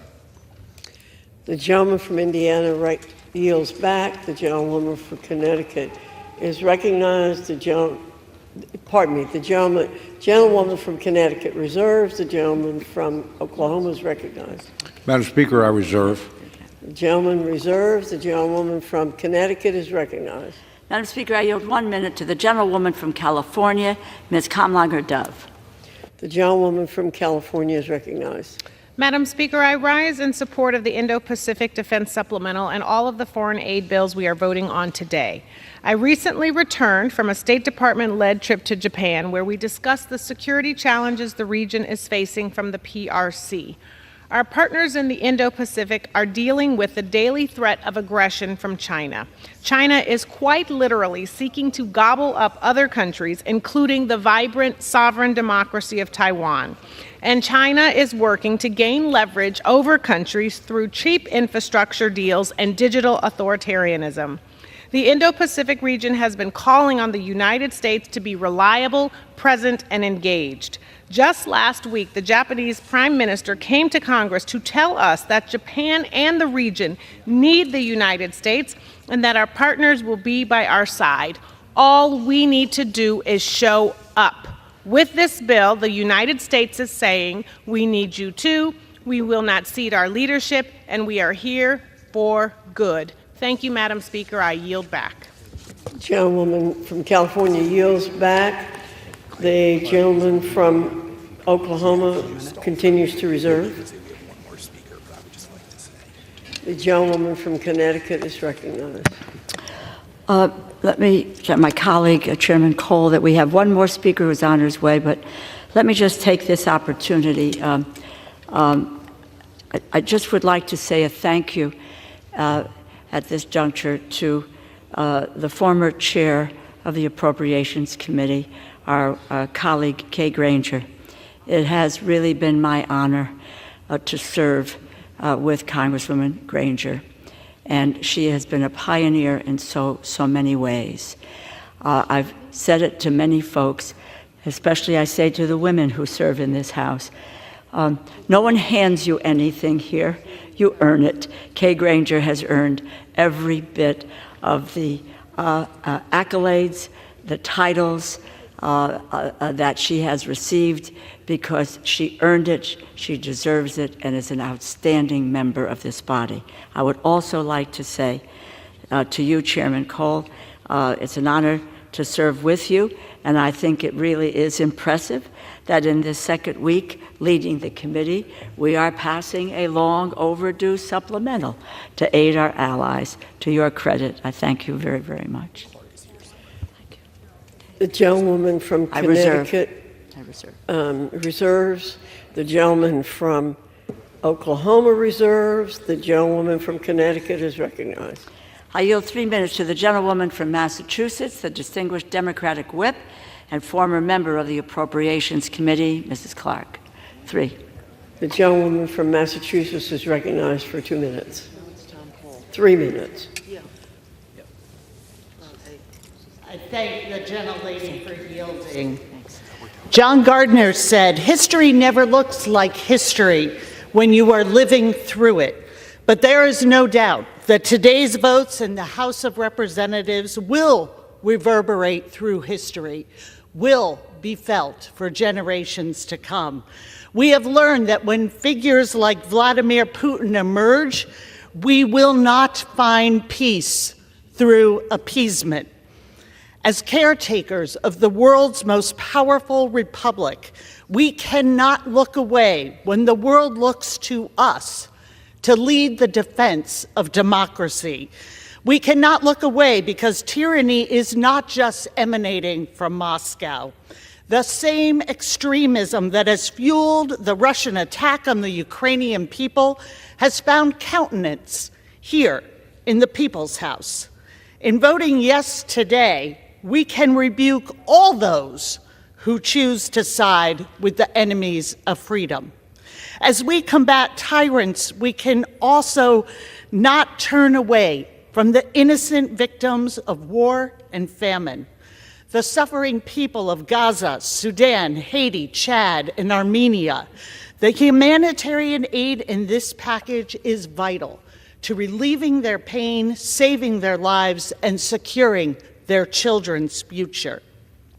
As we witness so much destruction and starvation, as we attempt to comprehend the intertwined horrors of the October 7th attack on Israel and the devastating toll on innocent civilians in Gaza, I cannot see a path to peace that does not provide security and sovereignty to both Israelis and Palestinians, a peace rooted in justice and our common humanity.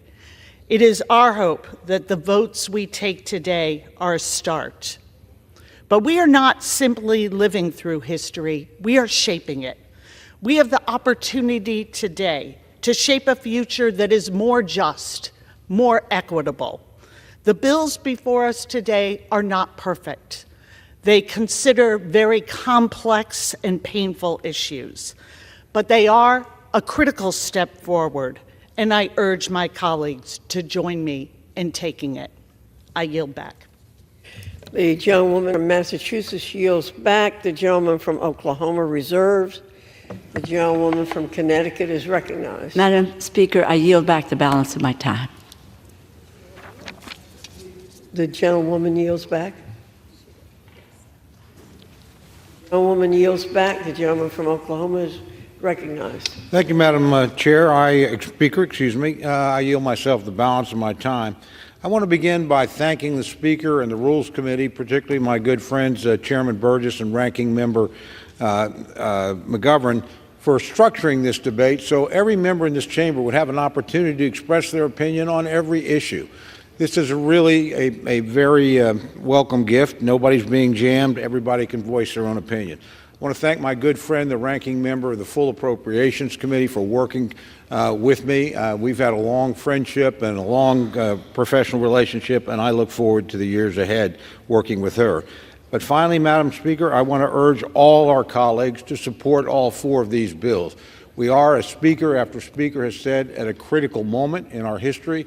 We need to stand firm. We need to send a clear signal to the rest of the world, so please pass the bills. With that, Madam Speaker, I yield back my time. The gentleman from Oklahoma yields back. All time for debate on the bill has expired. It's now in order to consider the amendment printed in Part C of House Report 118-466. For what purpose does the gentleman from California seek recognition? Madam Speaker, I have an amendment at the desk. The clerk will designate the amendment. Amendment number 1, printed in Part C of House Report number 118-466, offered by Mr. Issa of California. Pursuant to House Resolution 1160, the gentleman from California, Mr. Issa, and a member opposed, each will control 5 minutes. The chair recognizes the gentleman from California. Madam Speaker, we meet in an extraordinary session here on a Saturday, and we do so because Iran has fired missiles over our very ships intended to land on our ally Israel.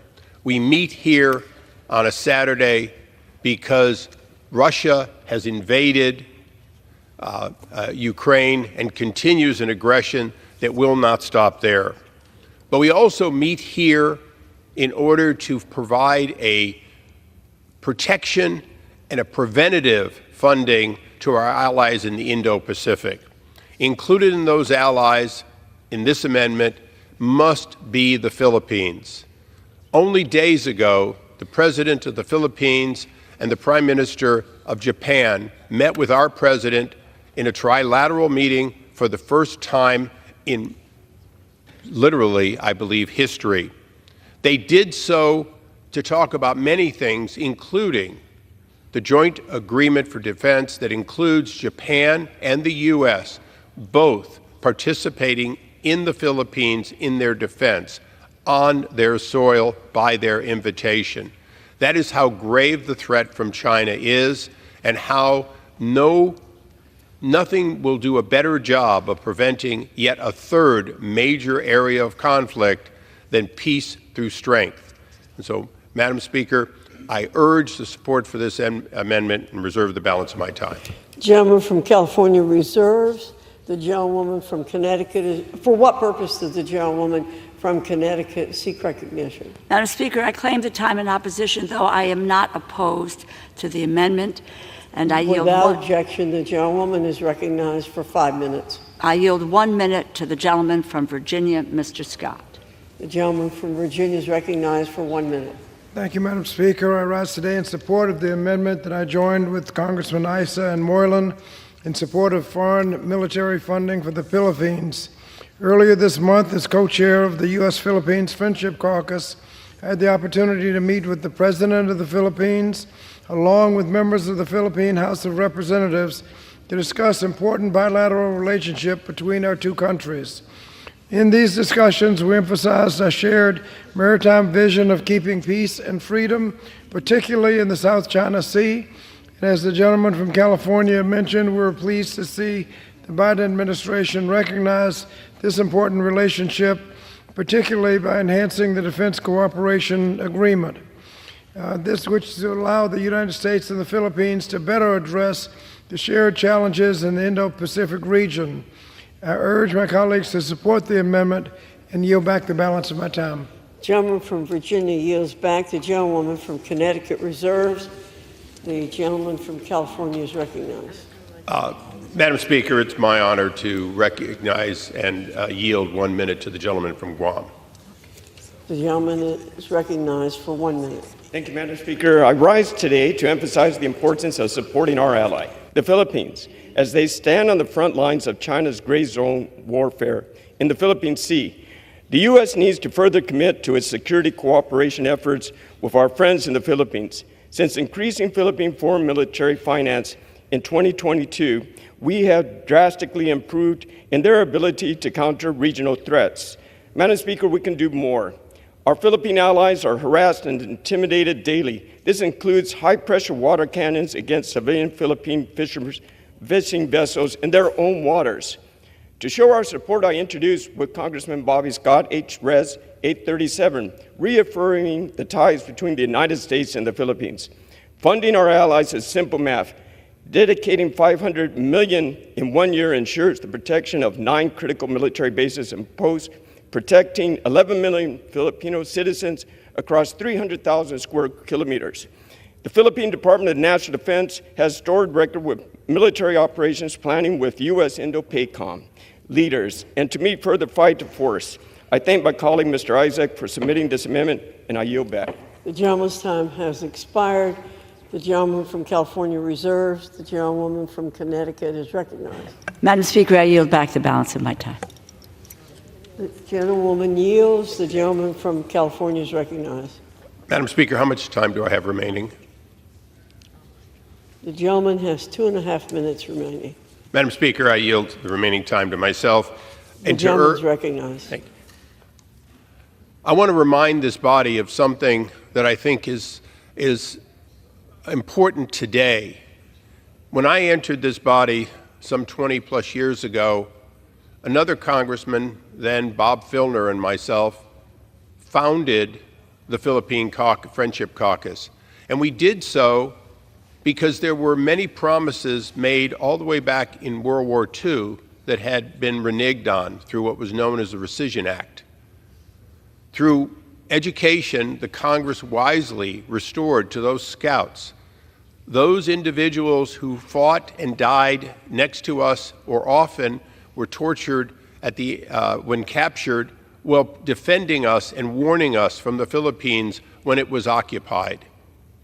The Philippines has been our possession, our colony, our ally throughout history.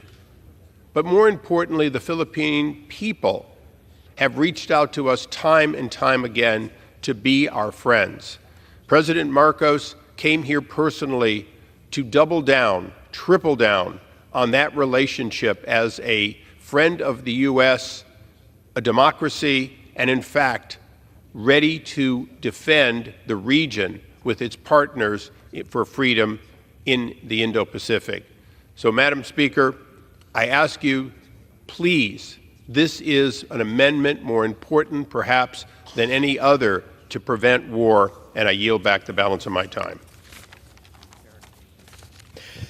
Pursuant to the rule, the previous question is ordered on the bill and on the amendment by the gentleman from California, Mr. Issa.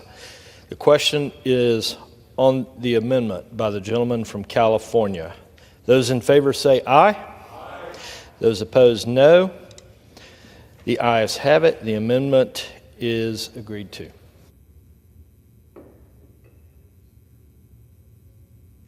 The question is on engrossment and the third reading of the bill.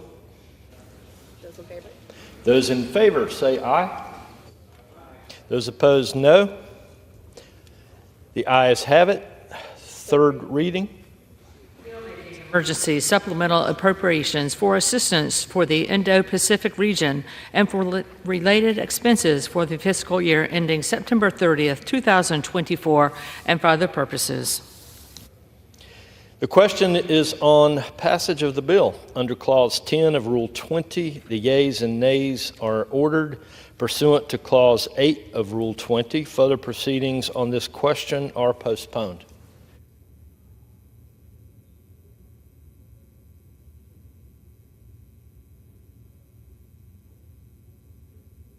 For what purpose does this gentleman from Oklahoma? Mr. Speaker, I would request the yeas and nays.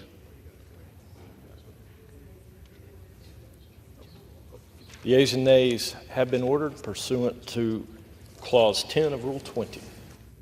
Thank you. Gentlemen have a general leave request.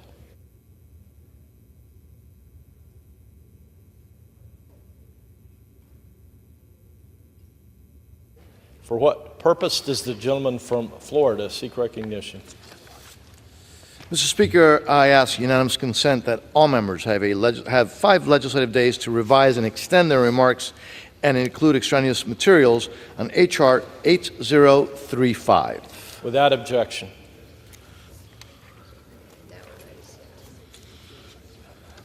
Pursuant to House Resolution 1160 and Rule 18, the Chair declares the House in Committee of the Whole House on the State of the Union for the consideration of H.R. 8035. The Chair appoints the gentlewoman from North Carolina, Ms. Fox, to preside over the Committee of the Whole.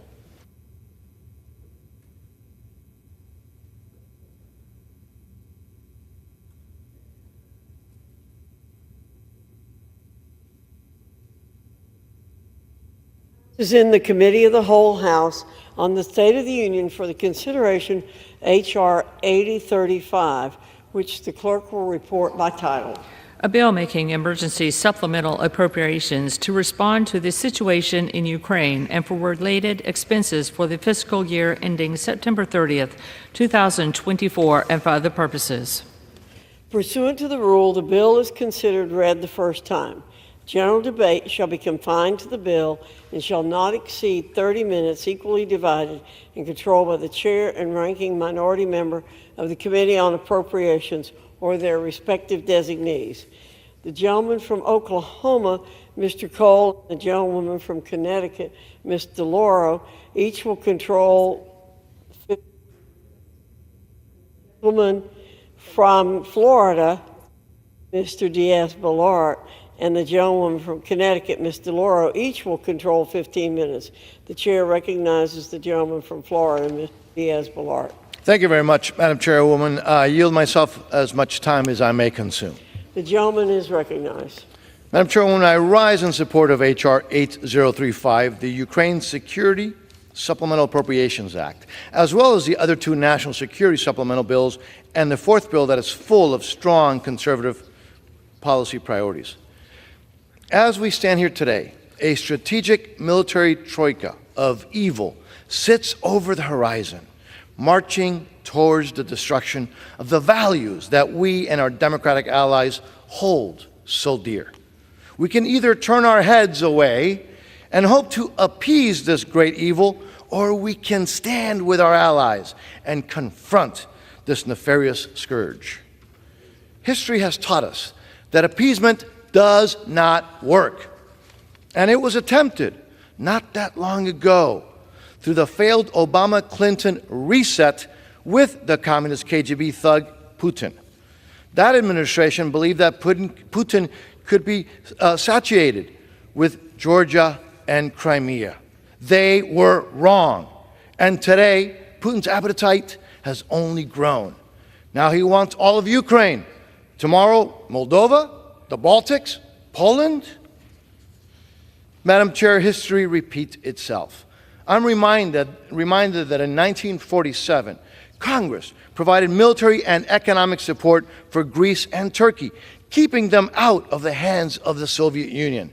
And today, this Congress has the chance to do the same by supporting these bills that confront the Troika and fully fund our security commitments to support Israel, Taiwan, and Ukraine, which are confronting existential challenges to their very existence. The only way to stand up to Putin and others like him, in the words of Ronald Reagan, is peace through strength. That is what every member voting yes on these bills is standing for today. This bill supports that principle, 2/3 of which will be spent here at home through investments in the U.S. defense industrial base to replenish our military equipment. The supplemental also provides critical security assistance to help ensure that Ukraine has the training and weapons it needs to stop Putin, such as traditional artillery rounds and air defense systems. Please take note of this. This bill requires a clear strategy from the administration that defines and prioritizes U.S. national security interests in Ukraine. It also includes unprecedented oversight and accountability requirements, including robust funding for our Inspector General and end-use monitoring of U.S. defense transfers. Also, economic assistance to Ukraine is subject to extensive burden sharing and transparency requirements, including the unprecedented cost matching by our European and other allies. Madam Chair, in addition, for the first time ever, this bill requires that the funding we provide to Ukraine for economic assistance be subjected to repayment to the United States of America. In sum, Madam Chairwoman, this is a critical bill that directly supports the national security interests of the United States, and I urge a strong yes vote and reserve the balance of my time. The gentleman from Florida reserves. The gentlewoman from Connecticut is recognized. Madam Chair, I yield myself such time as I may consume. The gentlewoman is recognized. Madam Chair, I rise in strong support of the Ukraine Security Supplemental Appropriations Act. This provides Ukraine with desperately needed aid and munitions to fight back against tyranny, against Putin's tyranny. Vladimir Putin's greed, aggression, and unyielding pursuit of power have led to grievous loss of life and humanitarian devastation. The cruelty against innocent civilians at the hands of Putin and his cronies is devastating. And we know very well that Russia's invasion is not only a threat to Ukraine's physical security, but also a threat to the very core of Ukrainian and global democracy. Putin is betting that he cannot last the will and the determination of Ukraine, the United States, and other Western allies. Some in this body seem inclined to prove him right. We must prove him definitively wrong. It is completely misguided. It's an affront to our nation's history and our heritage to suggest that we would be putting America first by retreating from the world stage. We put America first by demonstrating the power of American leadership, that we have the strength and the resolve and the heart to fight for the most vulnerable people, protect their freedom, and preserve their dignity. This bill will provide $14 billion for the training, equipment, weapons, logistics support, intelligence, and other supplies and resources to support Ukraine's military. It will provide nearly the same amount for us, the United States, to replenish our own equipment stocks. It also provides $9.5 billion in forgivable loans to support the Ukrainian economy and $20.5 billion for the U.S. Armed Forces to assist in Ukraine with mission support, intelligence support, pay, equipment, and other resources. If Ukraine does not receive this support, which it requires and needs to defeat Russia's outrageous assault on its sovereign territory, the legacy of this Congress will be the appeasement of a dictator, the destruction of an allied nation, and a fractured Europe. Gone will be the post-war order that has kept Europe free and prosperous. Gone will be our credibility in the eyes of our allies and our adversaries. And gone will be the America that promised to stand up for freedom, democracy, and human rights wherever they are threatened or wherever they are under attack. Our allies are facing existential threats, and our friends and foes around the world are watching, waiting to see how America will respond. Vladimir Putin is watching. Our allies in NATO and across Europe are watching. What course will America take? We must stop Putin in his tracks right now. The world must see our resolve. We need to support Ukraine. I reserve the balance of my time. Gentlewoman from Connecticut reserves. The gentleman from Florida is recognized. Thank you. I would now like to yield 1 minute to the gentleman from Ohio, the chairman of the Permanent Select Intelligence Committee, Mr. Turner. Again, for 1 minute. The gentleman from Ohio is recognized for 1 minute. Thank you, Madam Chair. I want to begin by thanking the Speaker for bringing this bill to the floor for the importance of serving our national security. This bill will have overwhelming support on this House floor today. When people ask why we should support Ukraine, I like to remind them of President Xi of China's trip to Russia last year. When President Xi stood next to Vladimir Putin, he had an open mic, and he said, "Change is coming that hasn't happened in 100 years, and we are driving this change together." The we is Vladimir Putin and President Xi, and the 100 years, we know what that is. That's World War I and World War II. They themselves stood together and articulated that this is a battle between authoritarianism and democracy, and we must stand for democracy and against authoritarianism. Also, according to the Kiel Institute for the World Economy, our European allies have committed to giving more than $60 billion in military aid since Russia's unjustified invasion, while the U.S. has given roughly $42 billion. We are less than half. I ask unanimous consent that the Kiel Institute report be entered into the record. Without objection, the gentleman's time has expired. The gentleman from Florida reserves. The gentlewoman from Connecticut is recognized. Madam Chair, I yield 1 minute to the gentlewoman from California, the distinguished Speaker Emerita, Ms. Pelosi. The gentlewoman from California is recognized for 1 minute. Thank you, Madam Speaker. I thank the gentlelady for the distinguished ranking member of Appropriations Committee for yielding, but also for her leadership in bringing this to the floor. I join Mr. Turner and others in saluting the Speaker, as well as our leader, Mr. Jeffries, for making this important legislation possible. I associate myself with everything that's been said already about Ukraine, but I want to just focus on one particular area. 2 years ago and almost 2 weeks ago, I led the first high-level delegation to Kyiv, and we saw firsthand the courage of the people, the danger of the Russians. But let me just tell you what is heartbreaking about it. Vladimir Putin has instructed his troops to use rape, kidnapping, and murder in front of family members as a weapon of war to demoralize the people of Ukraine. I hope that our colleagues will choose democracy and decency rather than autocracy and evil, because I fear that if you choose the Putin route, you will have blood on your hands. Blood of the children, blood of their mothers, raped in front of their parents, raped in front of their children. I urge an aye vote on this and all the other bills before us today. Thank you, Madam Speaker. The gentlewoman's time has expired. The gentlewoman from Connecticut reserves. The gentleman from Florida is recognized. Madam Chairwoman, thank you. I yield the gentleman from North Carolina, who is a member of the Appropriations Committee, Mr. Edwards.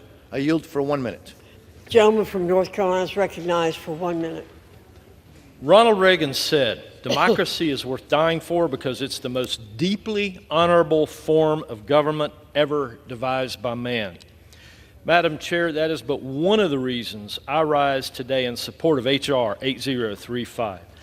At this moment, the world is looking to America for leadership and asking, do we still stand behind our belief in democracy, and are we the world power that we acclaim?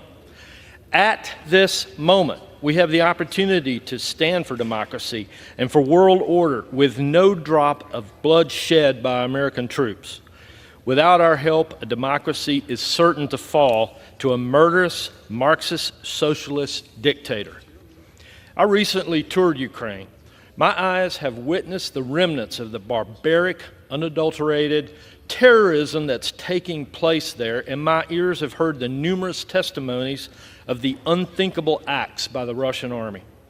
Putin, through his words and his actions, have made clear that our world security, our nation's security is at risk. Ronald Reagan also said, there is sin and evil in the world, and we're enjoined by Scripture and the Lord Jesus to oppose it with all our The might. gentleman's Let's time has oppose expired. this evil. I yield back. Reserve. The gentleman from Florida reserves. The gentlewoman from Connecticut is recognized. Madam Chair, I yield 1 minute to the gentleman from New York, the distinguished Democratic leader, Mr. Jeffries. The gentleman from New York is recognized for 1 minute. Thank you, Madam Speaker. I also thank the distinguished gentlelady from the great state of Connecticut for yielding and for her extraordinary leadership throughout this process. I want to thank Speaker Emerita Pelosi, all of the members of the House Democratic Caucus for steadfastly standing behind America's national security priorities to get us to this point. Madam Speaker, I rise today in strong support of the legislative package that is before the Congress. For months, the national security priorities of the American people has been obstructed by pro-Putin extremists determined to let Russia win. A bipartisan coalition of Democrats and Republicans has risen up to work together and ensure that we are getting the national security legislation important to the American people over the finish line. House Democrats have risen to the occasion. President Joe Biden has risen to the occasion. Traditional conservatives, led by Speaker Mike Johnson, have risen to the occasion. We have a responsibility, not as Democrats or Republicans, but as Americans, to do what is necessary to defend democracy wherever it is at risk and the best interests of the free world. That is what this legislation represents. We have a responsibility to push back against tyranny. We have a responsibility to push back against totalitarianism. We have a responsibility to push back against terror. And we have a responsibility to stand with our democratic allies throughout the world. Israel is a democratic ally. Ukraine is a democratic ally. South Korea is a democratic ally. Taiwan is a democratic ally. Japan is a democratic ally. We have a responsibility to stand with our democratic allies throughout the world. We also have a responsibility to push back against our adversaries. Russia is not our friend. The Chinese Communist Party is not our friend. Iran is not our friend. We have a special relationship that exists between the United States and Israel. It's a relationship that is anchored in shared values and shared interests. Our commitment to Israel's security is ironclad. Israel has a right to exist as a Jewish and democratic state and safe haven for the Jewish people who have faced centuries of persecution throughout the years. The events of October 7th made clear that Hamas must be decisively defeated for the good of Israel, for the good of the Palestinian people, for the good of peace in the Middle East, for the good of the free world. Hamas must be decisively defeated. At the same time, there are other urgent priorities. We must do everything possible to make sure that we are freeing the hostages so they can safely return to their families, and do everything possible to surge humanitarian assistance into Gaza so we can help out Palestinian civilians who are in harm's way through no fault of their own. We must surge in food, surge in medicine, surge in humanitarian assistance. That is what this package will help accomplish, with more than $9 billion in humanitarian assistance. The events of October 7th and the suffering of Palestinian civilians in the theater of war are heartbreaking. Any person of goodwill should come to the conclusion that we have to find a way to achieve a just and lasting peace between Israel and the Palestinian people. And the only way for that to happen is for us to truly commit to a two-state solution when the moment presents itself, with a safe and secure Israel living side by side in peace and prosperity, with a demilitarized Palestinian state that provides dignity and self-determination for the Palestinian people. Let us recommit to accomplishing that objective. The humanitarian assistance in this legislative package will also allow the United States to be there to support people who are suffering all across the world, including millions in Haiti and millions in the Sudan, dealing with famine and starvation in a war-torn environment. This legislation, of course, will allow us to stand with our allies in the Indo-Pacific in the face of continued aggression from the Chinese Communist Party, to make sure that freedom and democracy and these values all across the world will continue to be triumphant. This legislation will allow us to support the bravery and the courage of the Ukrainian people, who, against all odds, continue to stand for what we as Americans believe in. In February of 2022, we were told that Ukraine would likely fall in a week, and that Russian troops would be in Kyiv in a week. But the bravery, the courage, the resilience of the Ukrainian people in the face of the most powerful military in Europe has proven to be consequential in partnership with American support and that of our NATO allies. But the Ukrainian people have taught us something, that in the face of an incredible military apparatus that they were confronting against all odds, that when a people believe in freedom or liberty or democracy, that can overcome even the mightiest of militaries. And so we've seen them, despite the prediction that they would fall in a week, inflict more than 300,000 casualties on the Russian military, significant portions of the Russian Navy wiped out in the Black Sea. More than half the territory that had initially been seized by the Russian military recaptured by Ukraine against all odds. But the pro-Putin obstruction that has stopped this national security legislation from advancing to the floor until this point risks all of the progress that has been made, which is why it's so essential for us to do what is necessary to stand with the Ukrainian people. Let me close with this observation that this is a moment to choose. This is a moment to choose.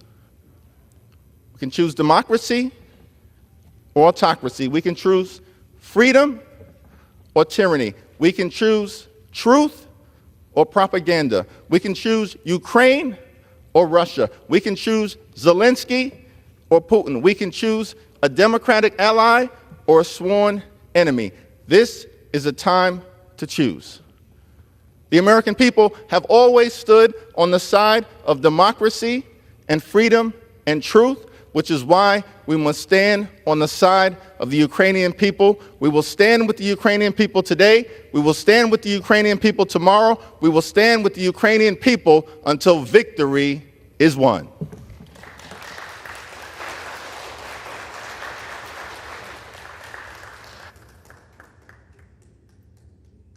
The chair will remind all persons in the gallery that they are here as guests of the House and that any manifestation of approval or disapproval of proceedings is in violation of the rules of the House. The gentleman from Florida is recognized. I'd like to yield 1 minute for the gentleman from Florida, Mr. Waltz.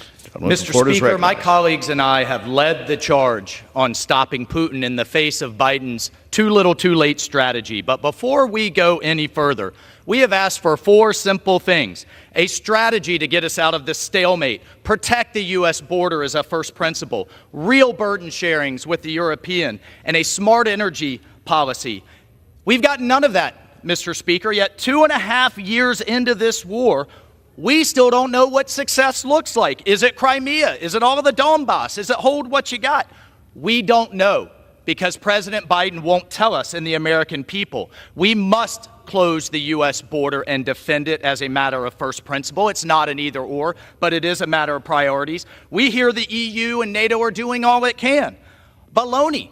They can't do more because only 11 out of 31 are contributing the bare minimum to its defense. And if they won't do it now, Mr. Speaker, then when will they? And most offensive, if we drive down the price of oil below $50 a barrel, Putin's war machine is done. I can no longer in good conscience, Mr. Speaker, ask the American people to dig deeper behind a blank check, behind bad strategy, bad policy. We just can't afford it anymore, Gentleman's time has expired. The time. gentlelady from Connecticut is recognized.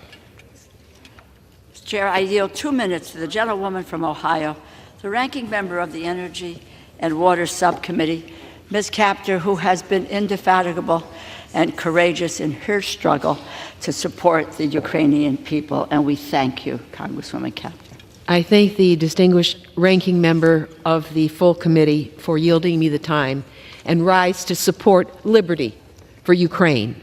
Let us defeat the spiderweb of tyranny between Putin's regime, Iran, China, and North Korea. We see their evil and their weaponry.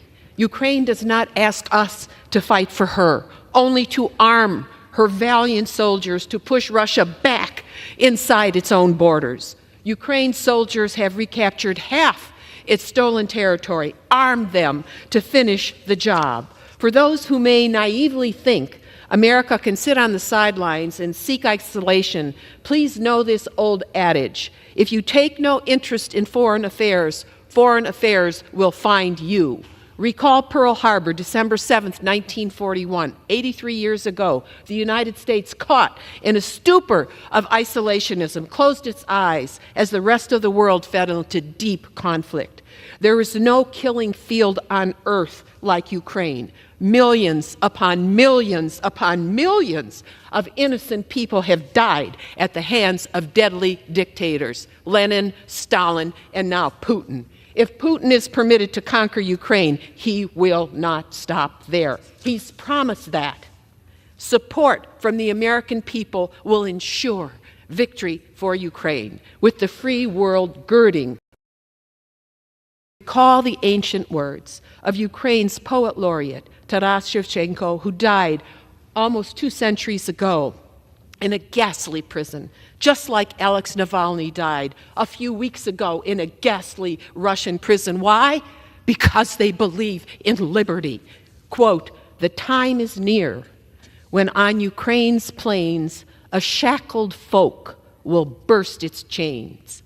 Blessed be your children in these lands. By touch of your toil-hardened hands, then shall our day of hope arrive. Ukrainian glory shall revive." Today is that day. Support liberty for Ukraine. Defeat Russian tyranny. Thank Time you, has and I expired. yield The back. gentleman from Florida is recognized. Mr. Chairman, thank you very much. I yield now to the gentleman from Alabama, the chairman of the Armed Services Committee, Mr. Rogers, for 1 minute. Gentleman is recognized. I thank my friend for yielding. Mr. Chairman, I rise in strong support of all these national security supplementals. The Armed Services Committee just completed our annual military posture review hearings with our combatant commanders. Each of them raised grave concerns about how China, Russia, Iran, and North Korea are working together in a new axis of evil to harm our alliances and undermine our national security. Nowhere is this more important or apparent than in Ukraine. China, North Korea, and Iran are eagerly aiding and abetting Putin's brutal invasion of Ukraine because they know a Russian victory there will seriously undercut American credibility and deterrence and leave our allies exposed. A Russian victory will embolden Kim, Xi, and the Ayatollah to confront South Korea, Taiwan, Israel, and ultimately the United States in a new and in fatal ways. And I fear Putin will use victory in Ukraine as a springboard to invade Eastern Europe. We can't let that happen. We must restore American deterrence. That starts by passing these national security supplementals.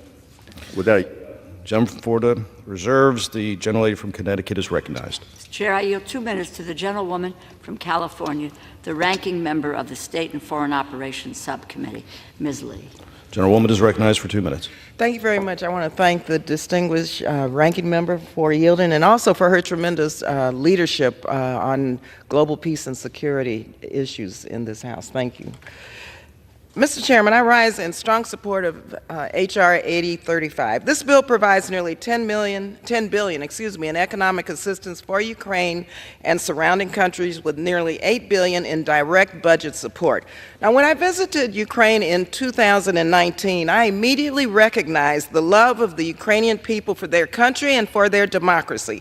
Since the war broke out, I've met with Ukrainians in the region. Actually, I was with Speaker Pelosi during that visit, and I've met and heard firsthand the dire situations that they face amidst Russian aggression. I've talked with civil society organizations funded by the United States who, facing danger and violence, are supporting refugees, vulnerable people, women, and children. I was deeply moved by their stories and their commitment. The United States must support these brave Ukrainians in their effort to protect their sovereignty because, let's be clear, Putin will not stop until Ukraine's democracy is dismantled, and we all know that he will not stop with Ukraine. Now, as ranking member of the State and Foreign Operations Subcommittee, I am proud that we are also considering other significant investments in United States global leadership today, particularly the more than $9 billion in desperately needed humanitarian assistance. We're facing historic challenges of hunger, displacement, and conflict across the globe. I was recently in Chad, one of the poorest countries in the world. Thousands of refugees are fleeing the horrific war in Sudan. They are in dire need of food and just the basics to survive. These resources will enable the United States to respond to not just the humanitarian needs that we read about on the front page, but the quieter conflicts that are destroying people's lives, such as in Sudan and Haiti. This is a defining moment in our history. I urge my colleagues to respond to the remarkable strength and resilience of the Ukrainian people and stand by them by supporting this supplemental bill. Thank you, and I yield back. The gentlewoman from Connecticut reserves. The gentleman from Florida is recognized. Thank you very much. I yield the gentleman from Texas, Mr. South, for 1 minute. The gentleman is recognized for 1 minute. Mr. Chairman, I rise in opposition to the Ukrainian Security Supplemental Appropriations Act, and I will make a glaring point. This war is not economically speaking, even a fair fight. The gross domestic product of the European Union is 9 times that of Russia's. Their population is 3 times that of Russia's. The European Union can do more. If the United States continues to fund this effort, the EU will not muster the political will to do what they should. Yes, Russia is a strategic adversary of America, but it is a bigger threat to our European allies. NATO nations now, many are not doing the required 2% of GDP on defense. Europe must act with greater urgency. We've heard a lot about Churchill and Chamberlain. May I point out, they're both British. If the Great Britain and Europe as a whole had done more with Austria, with Sudetenland, history might be different. I implore my colleagues to put America's border security ahead of Ukraine's, and I yield back. The gentleman from Florida reserves. The gentlewoman from Connecticut is recognized. Chair, I yield 2 minutes to the gentlewoman from Minnesota, the ranking member of the Defense Subcommittee, Ms. McCollum. The gentlewoman is recognized for 2 minutes. Thank you, Mr. Chair. It's been 6 months since President Biden sent his security supplemental to the Congress, 2 months since the Senate passed it. But today, the House will finally act. And it's not a moment too soon, for the situation in Ukraine is dire. Vladimir Putin has failed to release thousands of Ukrainian children who have been kidnapped and continues to murder Ukrainian citizens on a daily basis. The Ukrainian military faces a severe shortage of ammunition to protect their citizens and their sovereignty. And why? Because for months this House has remained silent, but today that changes. Today we will pass this legislation. We will provide security and economic assistance to Ukraine. We will replenish depleted stocks of U.S. equipment here at home. And we will join and show the Baltic nations, Romania and Poland, that we stand with them, along with our European and NATO allies. Together, we will support the Ukrainian people in their fight for freedom. We will make it clear to authoritarian nations that America will always stand up for democracy here at home and around the world. I urge my colleagues to support these bills, and I yield back, Mr. Speaker. The gentleman reserves. The gentleman from Florida is recognized. Mr. Chairman, I yield to the gentleman from Nebraska, Mr. Flood, 1 minute. The gentleman is recognized for 1 minute. Mr. Speaker, I rise today in support of the supplemental for Ukraine. Less than 100 years ago, Joseph Stalin committed one of the largest genocides in history when he starved millions of Ukrainians to death. Today, Putin's Russia is once again stopping at nothing. They have used Ukrainian civilians as human shields, they've committed horrible acts of sexual violence, and they have abducted tens of thousands of Ukrainian children. The history of atrocities committed by tyrants against Ukraine is a stark reminder of the moral duty we have as Americans to stand with our friends and allies against tyranny and opposition. For those in our country who don't think what's happening in Ukraine has anything to do with us, Putin doesn't just want parts of Ukraine, he wants to end the post-World War II order that has underpinned freedom and economic prosperity in Europe, the United States, and beyond. This package is critical, not just for Ukraine, but for the entire free world so that we can beat back the reincarnation of what President Reagan called the evil empire. I urge my colleagues to join me in supporting it. Thank you, and I yield back. Gentleman from Florida reserves. The gentlewoman from Connecticut is recognized. Chairman, I yield 2 minutes to the gentleman from Illinois, the ranking member of the Transportation, Housing, and Urban Development Subcommittee, co-chair of the Ukrainian Caucus, Mr. Quigley. The gentleman is recognized for 2 minutes. Thank you, Mr. Speaker. Just back from a third trip to Ukraine during the war, and yes, we saw evidence of these Putin war crimes, the mass graves, evidence of torture, religious persecution, kidnapping of children. It reminds us that throughout our history, in moments like this, our country has been called to act, and it did. Called to stand up in the fight for freedom and in the face of tyranny, and to be the arsenal of democracy. But in recent months, we have not met this challenge. It's been said it's never too late to do the right thing. Well, we're coming really close, as we've been handcuffed by extremists and appeasers. And now the pipeline to Ukraine is almost empty. Should we now fail to send additional aid, Ukraine will lose this war, and in Putin's eyes, it will be just the beginning of his efforts to reconstitute the Soviet Union. Inaction risks not just the fate of democracy, but the possibility of drawing our own country directly into war. So today it's particularly important that we heed the voices from the past, from President Ronald Reagan as he espoused the Reagan Doctrine, that we will always defend our friends and allies against Soviet aggression. From President Kennedy saying, we shall pay any price, bear any burden, meet any hardship, support any friend, oppose any foe, to assure the survival and success of liberty. And finally, in his last inaugural, FDR, who reminded us, we have learned that we cannot live alone, at peace, that our well-being is dependent on the well-being of other nations far away. We can and must act. Thank you, and I yield back. Gentlewoman from Connecticut reserves. The gentleman from Florida is recognized. Mr. Chairman, I would now like to yield 1 minute to the gentleman from Florida, Chief Jimenez. The gentleman from Florida is recognized for 1 minute. Thank you, Mr. Speaker. I rise today in support of the supplemental for Ukraine. For the past 2 years, Ukraine has valiantly fought against the barbaric and unjustified invasion by Vladimir Putin and Russia. We have now reached an inflection point. Ukraine is running out of time, bullets, and arms necessary to defeat Russia. This supplemental will allow Ukraine to counter Russia with new and more advanced aid. It will also help by replenishing U.S. weapons, stocks, and facilities. America is seen as the beacon of hope across the globe, and our enemies are watching our actions closely today. As the Chinese Communist Party, Iran, North Korea, and even Cuba all line up behind Putin, it is time to do the same for our friends and allies. When I was 6 years old, my family fled my native homeland of Cuba. I personally know the evils of communism. The freedoms of this country are what brought my family here. They are worth fighting for. The Ukrainian people are only asking for help in fighting for that same freedom. And what is the cost of freedom? Is there a cost for freedom? Can you put a price tag on it? Today is a chance to bolster our international reputation as a faithful ally and to prove that we will not falter under pressure.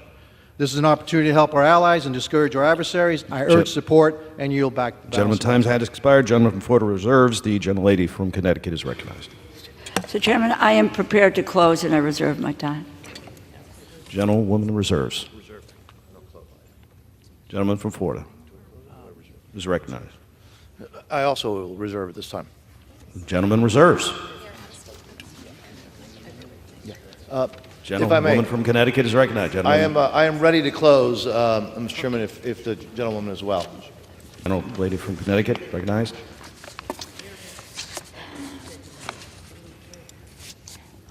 Mr. Chairman, this needs to be a proud moment for all of us. This country, this great United States of America, has always led, has always taken the high ground and the moral responsibility to do the right thing.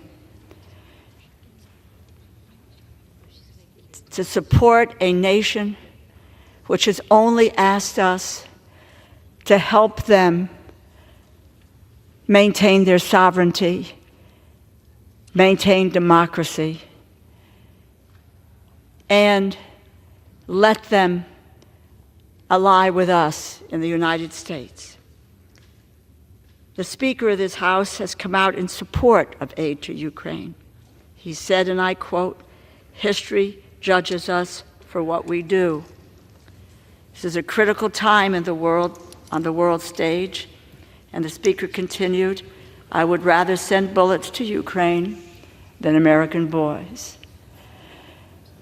We need to send military equipment, arms, what Ukraine needs to defeat an aggressor who is responsible for the death of millions of civilians. We have a moment today to say no to tyranny. We have a moment to take back the moral high ground for the United States, and that say we do not walk away from an ally. We do not walk away from freedom. We do not walk away from human rights. We do not walk away from democracy. That is not the United States of America. Winston Churchill once said, "Success is not final. Failure is not fatal. It is the courage to continue that counts.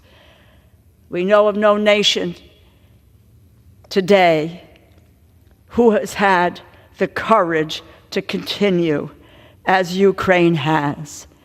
And the United States needs to have the courage to stand up and to help them continue when it counts and defeat a tyrant and autocrat whose relish for power knows no bounds. It is our moral responsibility. Today, we need to stand with Ukraine. I urge my colleagues to support this bill. The gentlewoman has yielded back. Gentleman from Florida is recognized. Mr. Chairman, thank you. In closing, we may be nearing a dangerous inflection point in this war.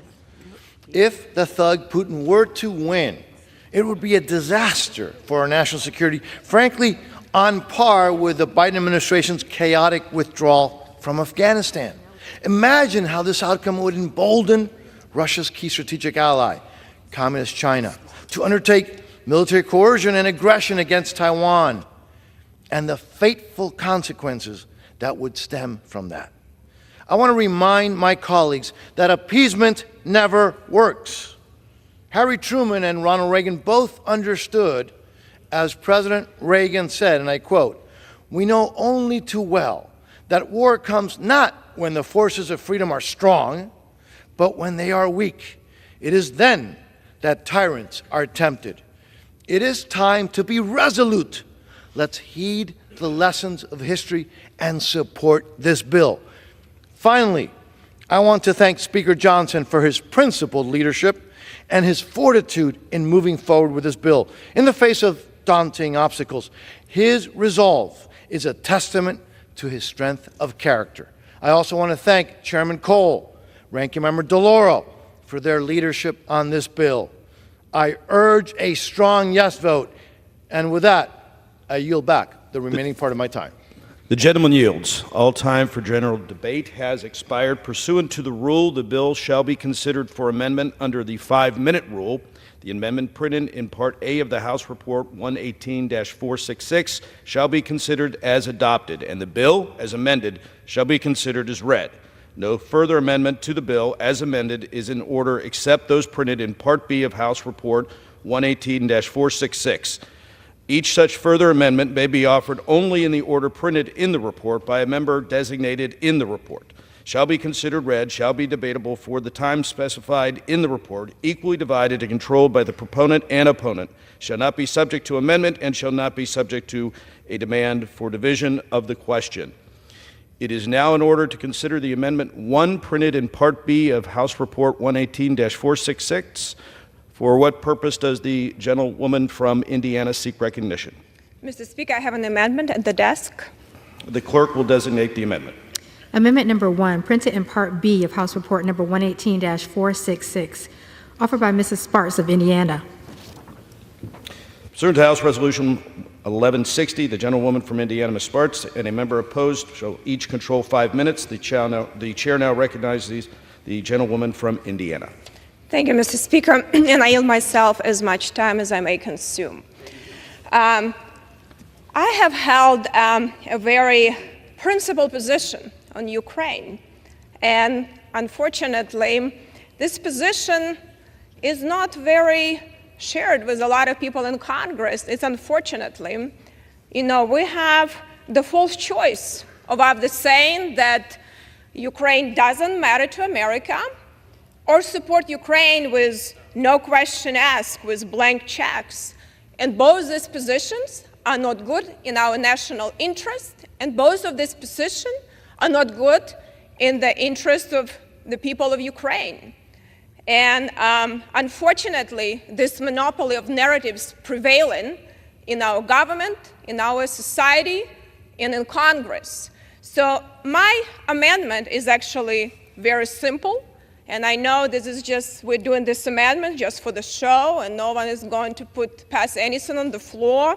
We still will go with blank checks and slush funds, and unfortunately, this strategy failed the American people. President Biden failed the American people on the border, on national security. Congress failed the American people on the border, on national security. President Biden and President Zelensky failed the Ukrainian people. They were not ready before the war started. They didn't have good strategy when the war started, slow-walked the aid, and really didn't fight and deter Putin to go further. And now we have a very significant war in Europe. And I said, unfortunately, this supplemental doesn't just have a lethal aid. It's had other parts, and they will go further. And unfortunately, no one is going to be taking our amendments. So because we have presentations and circuses, but decisions already made. So my amendment is actually very simple. It just says we shouldn't have blank check and let President Biden have presidential drawdowns increase from 100 million to 8 billion, including loans from 4 to 8 billion. So we generally given true blank check to President Biden of $16 billion. Congress forgot, that we should do our jobs. We shouldn't create these loopholes for presidents, doesn't matter who the president is, to be able to do what they want to do. This is our job to oversee these funds. So very simple amendment. This emergency that we created now go to the point where giving billions of dollars Congress and not doing its job. We have the power of the purse for a reason. So all it does, this amendment, it eliminates 4 sections that increasing, and it's a true blank check. Because when we say that presidential drawdown goes from 100 million to 8 billion almost, or from 200 to 400 million, from 25 to 50 million, we really don't even know what he's going to do. He can do whatever he wants with that. And that is a big problem, because these emergencies are dangerous, but also, what the problem we have right now, that in case of these emergencies, we actually don't have ability even to ask the questions, and Congress hasn't been asking questions. That's why we have such a major catastrophe around the world, whether it's in the Middle East, whether it's Ukraine, and that's why China, Russia, and Iran are moving, and we're doing a lot of presentation with blank checks and slush funds and no policies. And so I would urge my colleagues to think maybe for a change and give this amendment consideration, which I have a very low expectations. And I also would consider, as I said, to supporting lethal aid with border security. But unfortunately, that didn't happen. And it's sad for me to see that we still don't take this war as serious as we should be, because generally only 13.7 billion actually go to security assistance directly to Ukraine. From this 60 billion plus another 8 billion slush fund. So we're talking almost $70 billion plus another 8 billion of loans, whoever they go to. So we're talking about almost 80. So I have a problem with that, and I reserve. Woman reserves. For what purpose does the gentlewoman from Connecticut? Mr. Chair, I claim time in opposition to this amendment. The gentlewoman is recognized for 5 minutes. This war is an existential conflict for Ukraine. As important, it is a test for the United States and the United States leadership. One of the best tools we have to get the Ukrainians what they need is presidential drawdown authority. This allows the United States to send equipment from our stocks to the front line in a matter of days. There isn't time to delay. This amendment would cut that authority from $7.8 billion to $100 million. It ties our hands, and yes, it hamstrings the Ukrainian military to do the job that they need to do to defeat Putin. We all lose if Ukraine succumbs to Putin's ambitions, and it will not stop there. Putin in 2016 asserted that Russia's borders do not end, and this is a quote, do not end anywhere. Russian officials just this spring have threatened Finland, Romania, Armenia, Estonia, Lithuania, and Moldova, removing the best tool that the United States has to exercise in terms of a moral clarity and responsibility, that we can move quickly to arm our allies would be a grave mistake. Please vote no on this amendment, and I yield back the balance of my time. The gentlewoman reserves. The gentlelady yielded back. The gentlelady How much time from do I have Indiana. remaining? Gentleman has 30 seconds. Okay. Thank you, Mr. Speaker. I just want to highlight we are increasing blank check from 100 million to 8 billion, and we don't even know if it's spent for Ukraine or not. Just a blank check of 16 billion to President Biden, purely blank check. And I hope that my colleagues will support that, because we need to stop slush fund and blank checks. We will never win against aggressors if we continue Congress not do its job. I yield back. The gentlewoman yields back. The question is on the amendment offered by the gentlewoman from Indiana. Those in favor say aye. Those opposed say no. In the opinion of the chair, the noes have it. The amendment is not agreed to. I request a recorded vote. Purposes, the gentlelady from Indiana seek recognition. I request yeas and nays. Do you request a recorded vote? Recorded vote. Okay, so pursuant to Clause 6 of Rule 18, further proceedings on the amendment offered by the gentlewoman from Indiana will be postponed.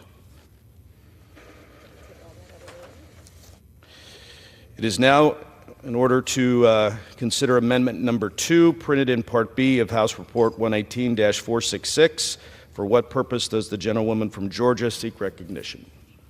Mr. Speaker, I have an amendment at the desk. The clerk will designate the amendment. Amendment number 2, printed in Part B of House Report number 118-466, offered by Ms. Green of Georgia. Pursuant to House Resolution 1160, the gentlewoman from Georgia, Ms. Green, and a member opposed, each will control 5 minutes. The chair now recognizes the gentlewoman from Georgia.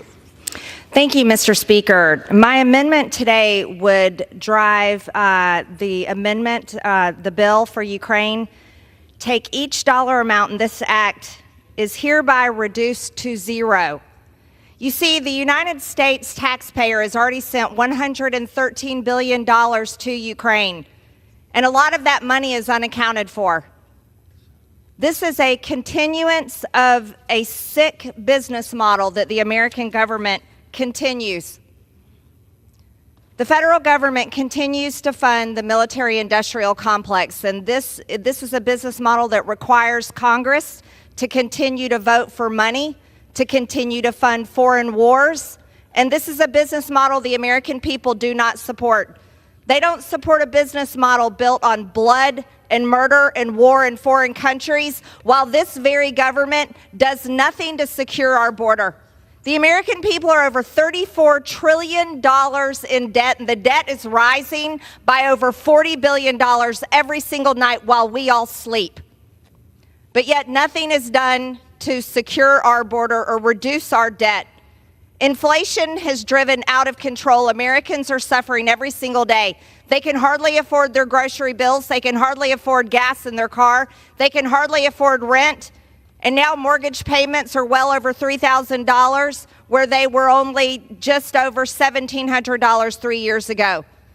The youngest generation, young adults, don't even think they're going to be able to buy a home in their lifetime. And today in Congress, the most important thing that this body thinks should be done is to send another $61 billion to a war in Ukraine that the American people by 70% do not support.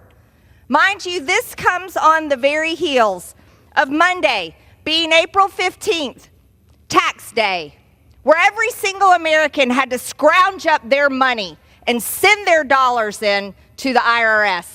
Or some of them had to file extensions because they weren't ready and didn't have the money to pay their taxes.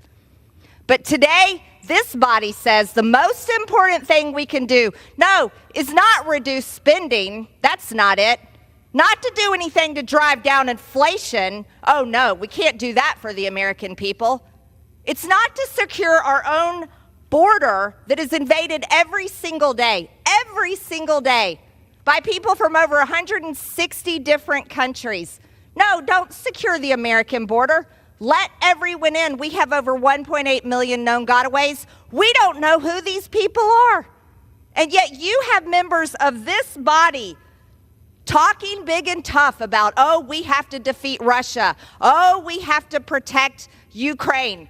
But yet, all of you are unwilling to protect the American citizens that pay your paycheck, pay the light bills in this building, and pay for this entire federal government. For what?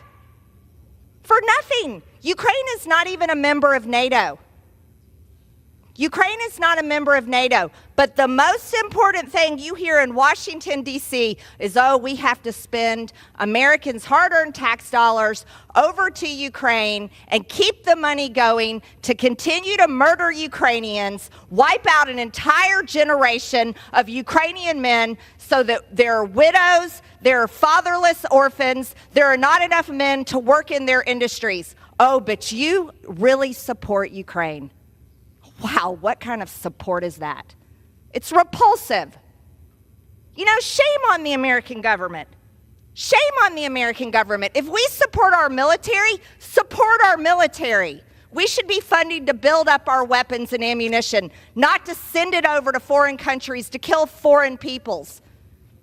And if this body was worth what it claims to be, what it is, every single one of us would be demanding peace in Ukraine between these countries, peace for these people, so that no more of them have to die. But you never hear anybody demanding peace. No, no, no, no. Peace is the last thing Washington wants because it doesn't fit the business model. This is a business model that they say continues our economy, protects American jobs. What a disgusting business model. We should have a business model that builds up our American companies and American jobs to serve American interests, and our military and our government should care about protecting the national security of the United States of America and the Americans that pay their hard-earned tax dollars to fund all of this. America last. America last. That's all this is. Every single day, America last. Gentlewoman's time has expired. I yield. Gentlewoman yields. For what purpose does the gentlewoman from Connecticut seek recognition? Mr. Chair, I rise in opposition to this amendment, strong opposition to this amendment, which would eviscerate Gentlewoman is recognized for the bill. 5 minutes. Thank you. In the post-World War II construct, the United States is a witness to the world on the values of democracy and freedom. These values have provided the United States of America with strong allies across the globe.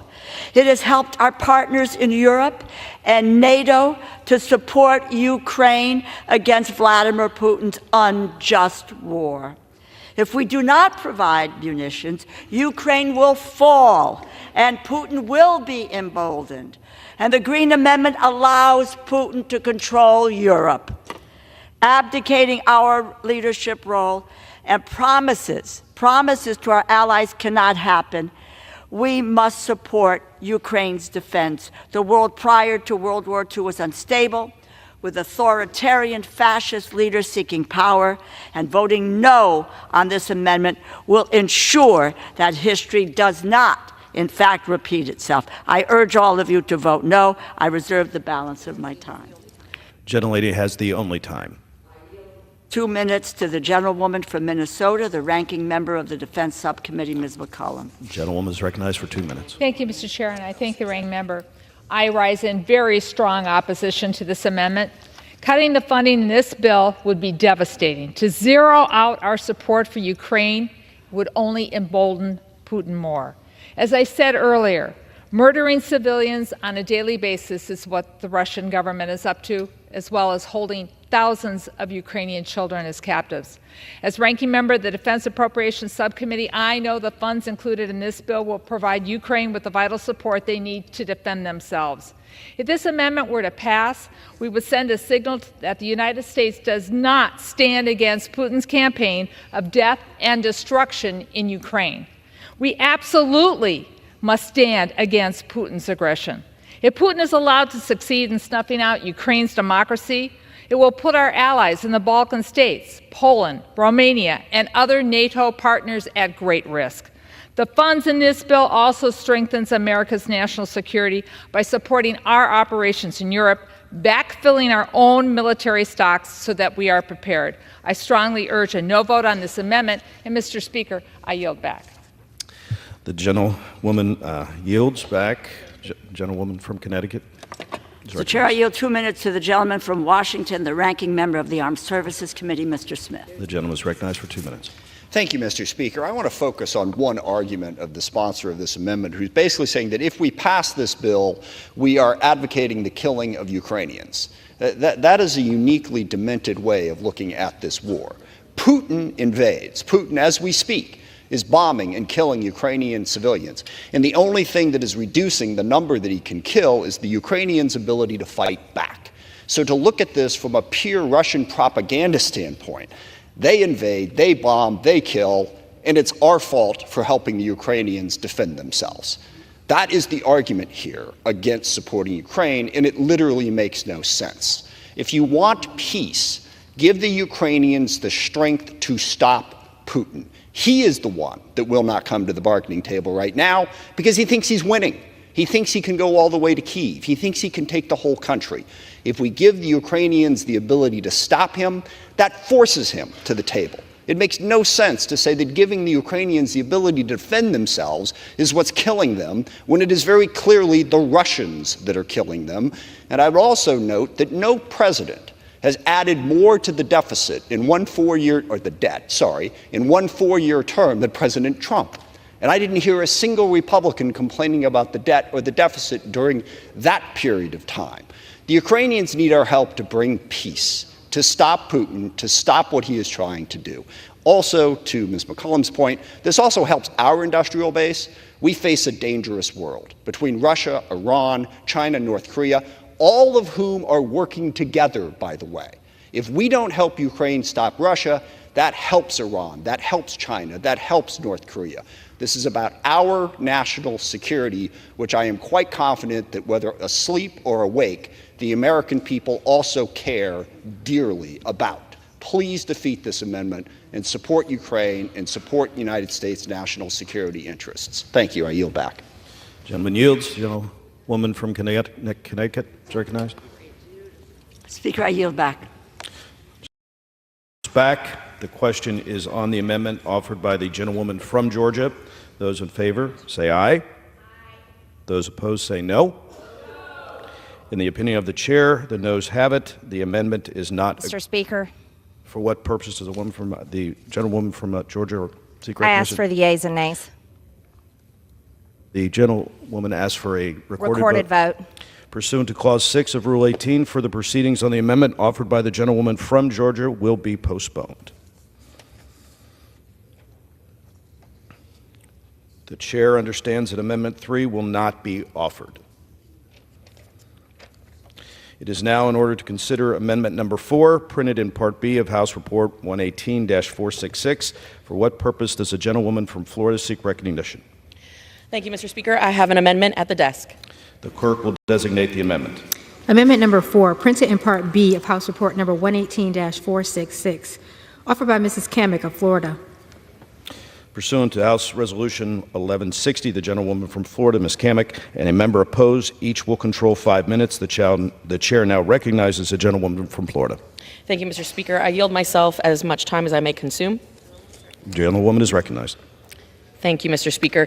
I rise in support of my amendment to H.R. 8035, which would eliminate all non-military funding in this Ukrainian aid package. Breaking this down a bit, that would mean cutting nearly $10.5 billion, with a B, from this whopping $60 billion Ukrainian bill. To date, American taxpayers have already given $113 billion to Ukraine since Russia's invasion. This new spending, $60 billion, is designated as emergency spending, meaning it goes straight to our national debt, a national debt that grows every single second to the tune of $8 billion every single day. Since Russia has invaded Ukraine in February of 2022, there has been robust debate in Congress, in this chamber, about the United States' role in the war. Now, while we here in this chamber disagree on the role that we should play, there is one thing that I hope that we can agree on. We, as the United States representatives, should not, and I repeat, should not, forsake our own national security in favor of another nation. We should not secure the borders of nations abroad while simultaneously ignoring the very real and very dangerous border crisis in our own country. While we should debate the merits of providing funds for weapons and equipment to defeat Russia in this conflict, funds that fall outside of immediate, narrow, and lethal aid should not warrant the same urgency or consideration. All told, sections of this bill that are not lethal aid come right to about $10.5 billion, with the bulk of it going to support the Ukrainian economy. Not the American economy, the Ukrainian economy. And anyone who is living under Biden's economic plan right now knows that it sucks. We need to be clear. This is emergency spending, again, going straight to our national debt, full stop. And again, we are borrowing $8 billion a day. Over the past 20 years, Congress has designated $12 trillion in emergency spending. With these funds in the bill that are not designated for military purposes, the American people are resigned, once again, to absorbing another $10.5 billion to support Ukraine and their economy, while simultaneously adding the debt to our $34.7 trillion national debt. That is simply unacceptable.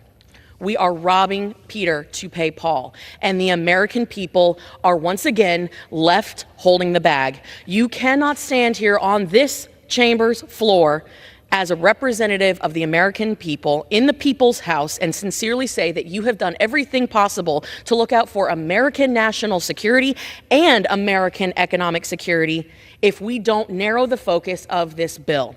We have to adopt this amendment. And by the way, while I was speaking, we have added another $5.5 million to the national debt. I urge my colleagues to support this amendment, and I reserve. Gentlewoman reserves. For what purpose does the gentleman from Florida seek recognition? I claim the time in opposition, if you would. The gentleman is recognized for 5 minutes. Mr. Chairman, I rise in opposition to this amendment from one of the people that I most admire, and again, a dear friend and a colleague from Florida. This is clearly a well-intended amendment. And frankly, when I was listening to her presentation, there are so many things that I agreed with what she said. But it would strike all funding in the bill except for the foreign military financing. And so, as I mentioned, there's so many things that I agree with what she said. I agree, for example, that over time the United States we must focus its effort on really intelligence and essential military support. I totally agree with that. She also talked about how we need to narrow the scope. I would argue that, unfortunately, the amendment needs to be narrowed a bit, should have been narrowed a bit. Because it would be really, really counterproductive the way it's written at this time. And let me respectfully explain why. First, the amendment would zero out funding to keep U.S. personnel in our embassy in Ukraine safe. I don't think that's something that we should be doing right now.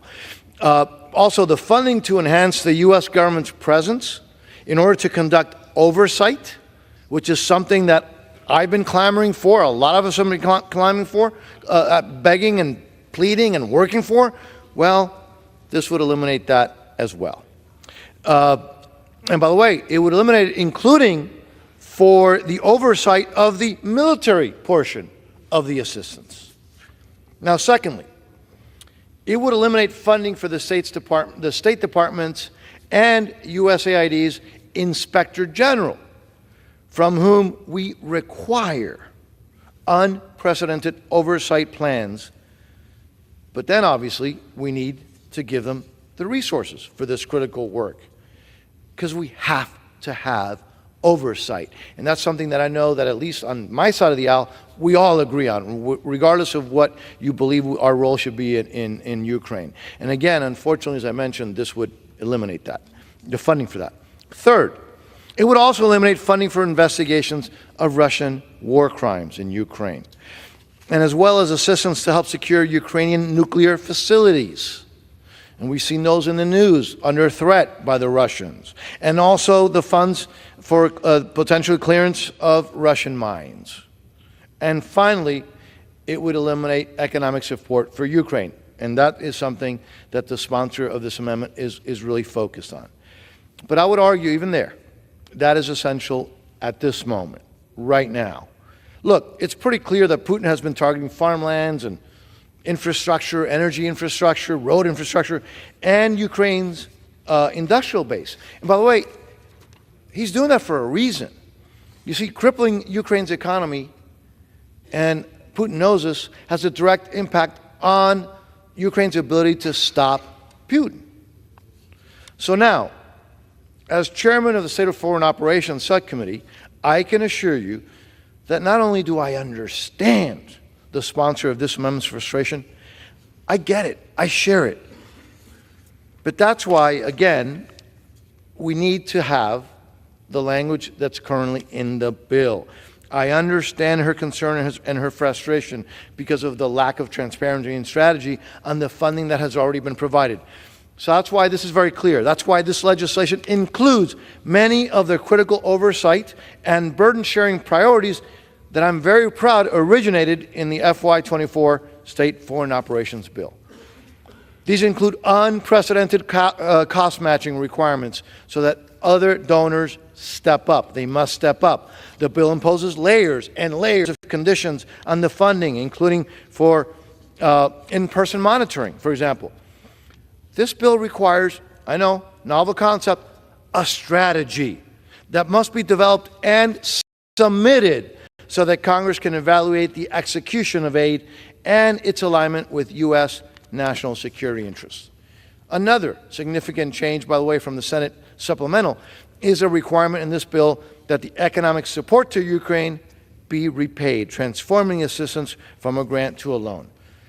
I am so grateful to the sponsor of this amendment for her work. I appreciate the intent of this amendment, but we cannot afford to shortchange our oversight funding, our diplomatic security funding, and other strategic priorities. So for those reasons, with, again, the great admiration and respect for the sponsor of this amendment, I must urge a no vote on this amendment, and I reserve the balance of my time. Gentleman's time has expired. The gentlewoman from Florida is recognized. Thank you, Mr. Speaker. And let me just begin by saying the feeling is mutual. I have tremendous respect and admiration for my colleague from the Sunshine State. And I hear loud and clear the critical elements of this bill that have been deemed necessary. Heck, I deem them necessary. The American people and the representatives in this chamber, we demand fully accountability and transparency. However, there are multiple poison pills within this text that the American people, and certainly not my constituents back home, support. For example, $300 million for international narcotics control and law enforcement. What about the 100,000 plus people every single year in America that are being poisoned by fentanyl? Where is the funding to stop the flow of fentanyl into the United States? What about the $25 million for transition initiatives? What about the $60 million for diplomatic programs? I noticed that my colleague, again, who I deeply respect, he mentioned that part of that is for security, but what about the rest? Or the $481 million for refugee and entrance assistance? We have a border crisis that has resulted in one of the most egregious public health, public safety, humanitarian, and national security crises in American history. We are approaching over 10 million illegals crossing into our country, being quote unquote paroled, which is just a fancy way of saying catch and release, into the United States, approaching 2 million gotaways. We have a massive crisis here at home, and if America is not safe and secure here at home, we cannot help our partners abroad. I urge respectfully that my colleagues put America first and adopt this amendment. With that, I yield. The gentlewoman from Florida yields. The question is on the amendment offered by the gentlewoman from Florida. Those in favor say aye. Those opposed say no. In the opinion of the chairs, the noes have it. The amendment is not agreed to. Speaker, I request a recorded vote. A recorded vote is requested pursuant to Clause 6 of Rule 18. Further proceedings on the amendment offered by the gentlewoman from Florida will be postponed.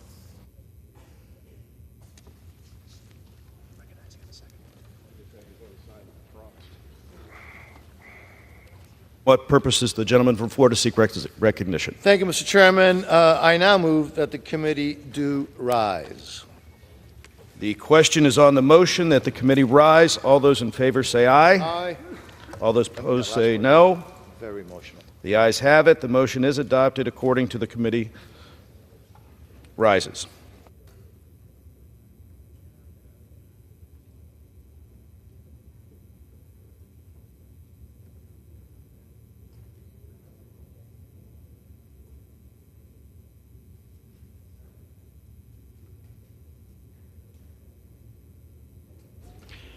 Mr. Chairman.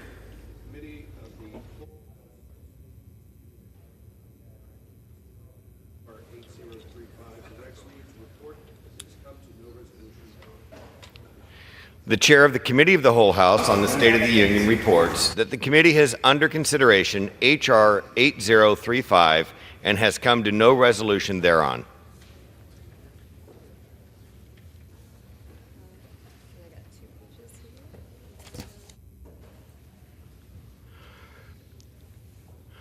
For what purpose does the gentleman from California, Mr. Calvert, seek recognition? Mr. Speaker, pursuant to House Resolution 1160, I call up the bill H.R. 8034, the Israel Security Supplemental Appropriations Act of 2024, and ask for its immediate consideration in the House. The clerk will report the title of the bill. H.R. 8034, a bill making emergency supplemental appropriations to respond to the situation in Israel and for related expenses for the fiscal year ending September 30th, 2024, and for other purposes. Pursuant to House Resolution 1160, the bill is considered read.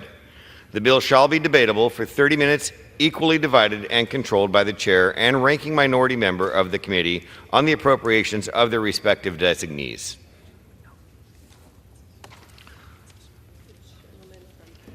The gentleman from California, Mr. Calvert, and the gentlewoman from Connecticut, Ms. DeLauro, will each control 15 minutes. The chair recognizes the gentleman from California, Mr. Calvert. Mr. Speaker, I ask unanimous consent that all members have 5 legislative days to revise and extend their remarks and include extraneous material on the measure under consideration. Without objection.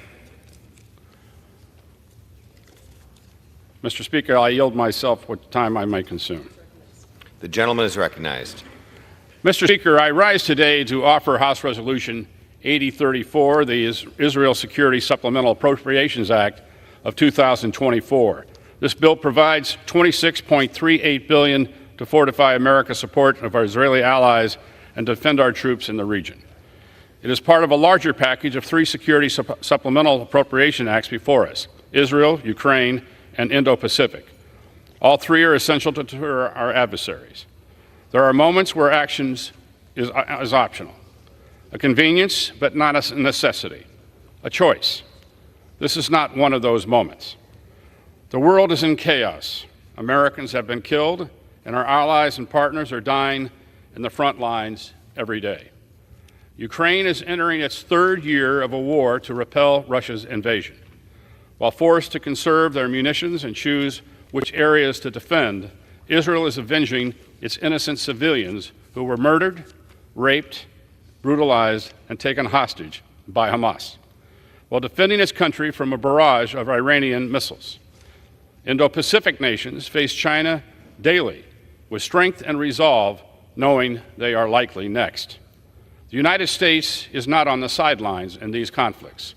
Our service members are under daily standing watch along NATO's eastern flank and being routinely challenged in the Indo-Pacific.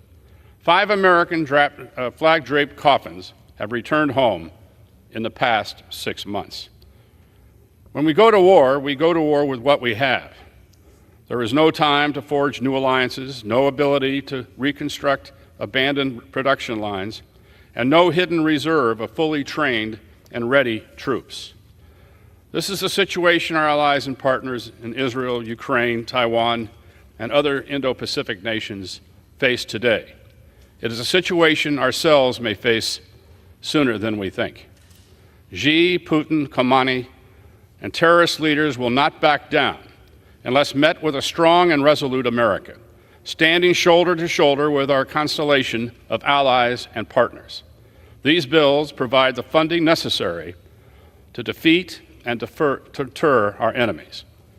While the bills carry the names of other countries, there is one nation that I care about above all others, and that is ours.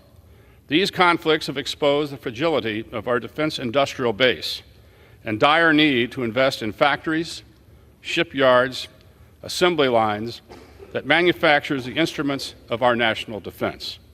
In recognition of this fact, over $59 billion across these bills go into our defense industrial base, including $3.3 billion to supercharge a submarine industrial base, $29.5 billion to replenish our stocks of U.S. defense systems and services provided to Israel, Ukraine, and Taiwan, $1.13 billion to expand procurement and development of artillery and critical munitions. Each conflict has its unique needs and is addressed in these bills, including $5.2 billion to replenish Israel's Iron Dome, David's Sling, and procure the Iron Beam missile defense systems. $542 million for unfunded priorities requested by the Indo-PACOM commander, and $13.8 billion directly to procure U.S. capability for Ukraine. Our servicemen and women across the globe are being asked to operate at a wartime tempo to track, respond, and engage emerging threats. These bills provide the resources necessary to support their operations, with $11.3 billion for current U.S. operations in Europe, $2.4 billion for our forces in the Middle East, who are under daily attack. Mr. Speaker, we have been complacent for far too long, as our allies and partners and our own service members have been under attack. This Congress has a solemn obligation to our military to provide them with the resources they need to deter and win our nation's wars. Douglas MacArthur once said that the history of the failure of war can almost be summed up in two words: too late. When conflict occurs, we will fight with what we have and who is with us. Mr. Speaker, I encourage my colleagues to vote yes on these bills to ensure our military readiness and revigorate American defense industry. I encourage them to vote yes to reinforce our Israeli, Ukrainian, Taiwanese, and Indo-Pacific allies and partners. I encourage them to vote yes so that future generations may write on what we did here today. They weren't too late. Thank you, and I reserve the balance of my time. The gentleman reserves. The gentlelady from Connecticut is recognized. Speaker, I yield myself such time as I may consume. The gentlewoman is recognized. Mr. Speaker, I rise in strong support of the Israel Security Supplemental Appropriations Act, which will provide Israel with desperately needed aid to respond to the horrific October 7th attacks and protect itself from Iran and its proxies. What happened in Israel on October 7th was horrifying.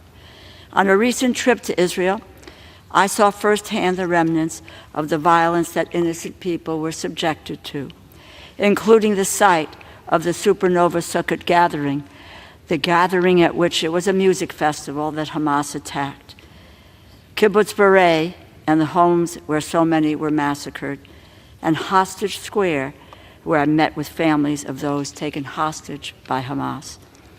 The United States has not forgotten October 7th, and today we are providing the aid Israel has needed since the day Hamas terrorists killed innocent Israeli civilians in the worst attack on Jewish people since the Holocaust. Just last weekend, Israel was openly and directly attacked by Iran. I applaud the role of the United States in providing Israel with support in its defense against that attack. But while we must ensure Israel can stand strong in the face of adversaries like Iran that seek its annihilation,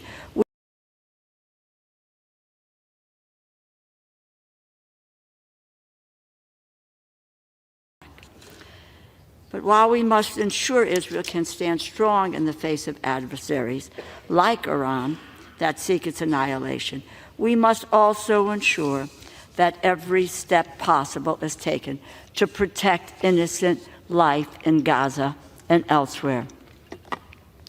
On my trip, we also went to Kirbet Zunuta, a Palestinian village in the West Bank, where settlers destroyed homes and a school.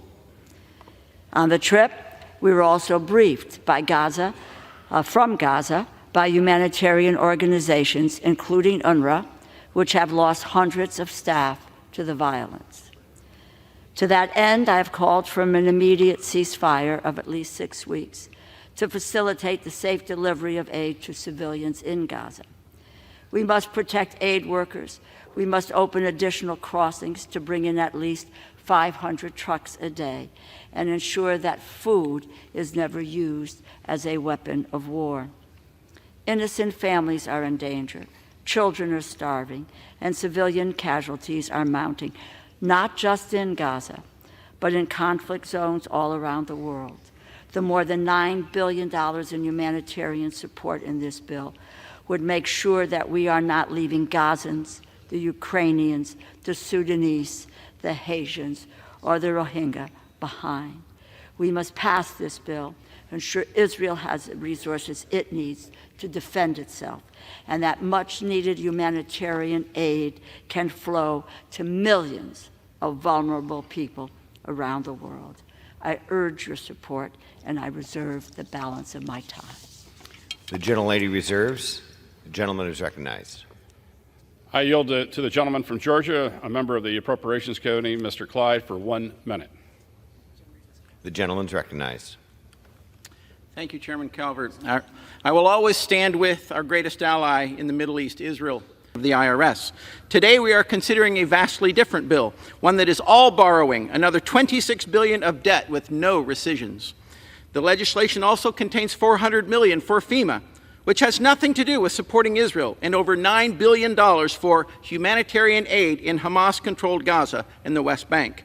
A report from the Heritage Foundation stated the problem with aid diversion to Hamas and other terrorist groups plagues all international and non-governmental aid organizations operating in Gaza. It is therefore highly likely that U.S. taxpayer-funded humanitarian aid to Gaza, including some of the aid in this bill, would again be diverted to support further Hamas attacks against Israel.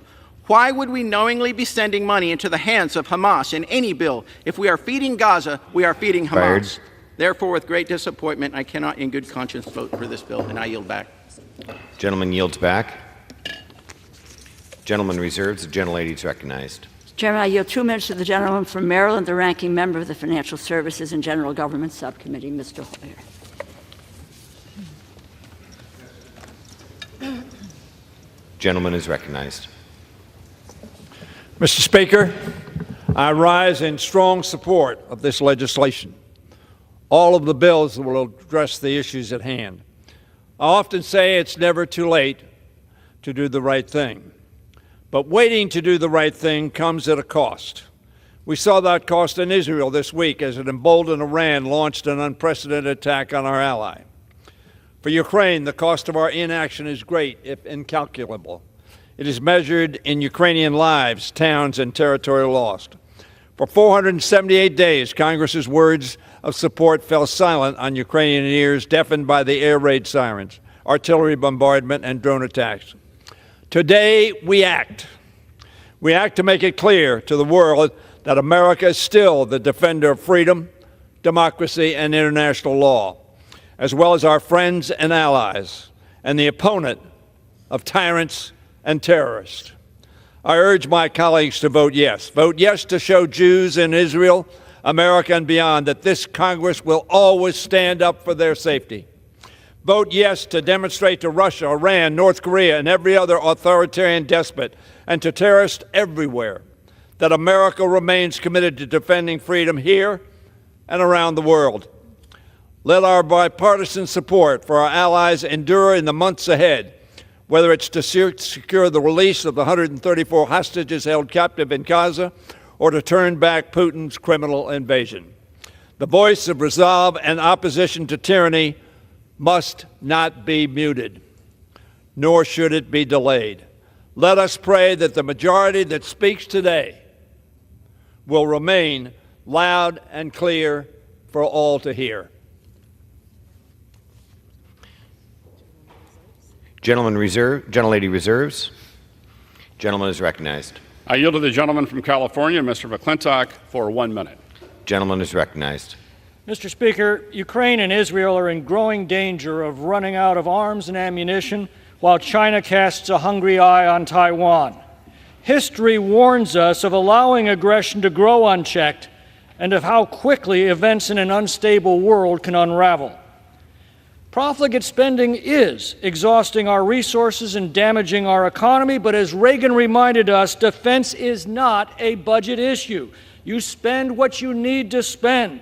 And although the defense of these besieged nations is one step removed from our own, it would be a very good thing to keep it that way. I regret that the 3 military aid bills are larded up with about $20 billion of economic handouts, but we are out of options and we are out of time. I'm afraid that's the price we now have to pay for months of dithering in this House. Without these bills today, we and the world risk a future butcher's bill that is incalculable. I yield back. Gentleman reserves.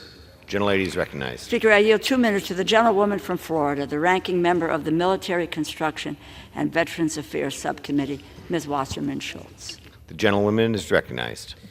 Mr. Speaker, it is incomprehensible that the Israeli hostages captured on Simchat Torah are still in Hamas's captivity as we approach Passover. I rise to finally provide long overdue aid to our ally Israel as she fights to defend herself against threats on multiple fronts. On October 7th, Hamas launched a massacre that led to the deadliest day for Jews since the Holocaust. Hamas murdered, raped, and captured Israelis, Americans, Jews, Muslims, Christians, and people from dozens of countries. Hamas broke a ceasefire and declared war on humanity. Since that bloody day, Hamas terrorists have promised to carry out the attack again and again. I recently visited Israel for the 3rd time since October 7th. I saw the realities of Hamas's dedication to annihilate Israel. I will never be able to unsee the images at the Nova Festival site where Hamas massacred hundreds of young people. The road leading towards the site is littered with burn marks, where cars with people fleeing for their lives were burned alive on the spot. You walk into the festival site and see hundreds of memorials to the innocent victims who were murdered in cold blood. At Kibbutz Kfar Aza, we saw homes riddled with bullet holes and burned to the ground with people still in them. This is what Israel is up against. This is what Israel must defend against. Maniacal terrorism dedicated to the destruction of not just the state of Israel, but of all Jews. Israel fights not only to destroy Hamas's Iran-backed military capabilities, but to send a clear message to our adversaries who seek to erase the Jewish state: you will not be successful. President Biden, Leader Jeffries, and Democrats have fought for months to send this critical security assistance, as well as life-saving humanitarian aid for the Palestinian people who are also victims of Hamas. A vote against this bill is a vote to deny that aid. I am proud to support this vital effort to help Israel in this existential battle and aid civilians, and I urge my colleagues to join me to free Gaza from Hamas. Am Israel Chai. I yield back the balance of my time. Gentleman yields. Gentleman is recognized. I yield to the gentleman from New York, Mr. Lawler, 1 minute. Gentleman is recognized. Our country is at a most critical juncture. Do we take a step back, watch our allies fall, and allow terror to spread? Or do we stand strong as leader of the free world and stand up for our allies and take on our adversaries? To me, the answer is clear. The legislation we're debating today has the potential to turn the tide in Ukraine, protect our ally Israel, and deter China from attacking Taiwan. There's no question that under the Biden administration, the world has become a tinderbox. Conflict erupting across the globe. Our allies are under attack. China, Russia, and Iran are engaged in an unholy alliance, seeking to undermine and destabilize the U.S., Israel, and the free world. We are the leader of the free world. It requires us to lead. We cannot abdicate the responsibilities that come along with it. The time for choosing is here. The time for action is now.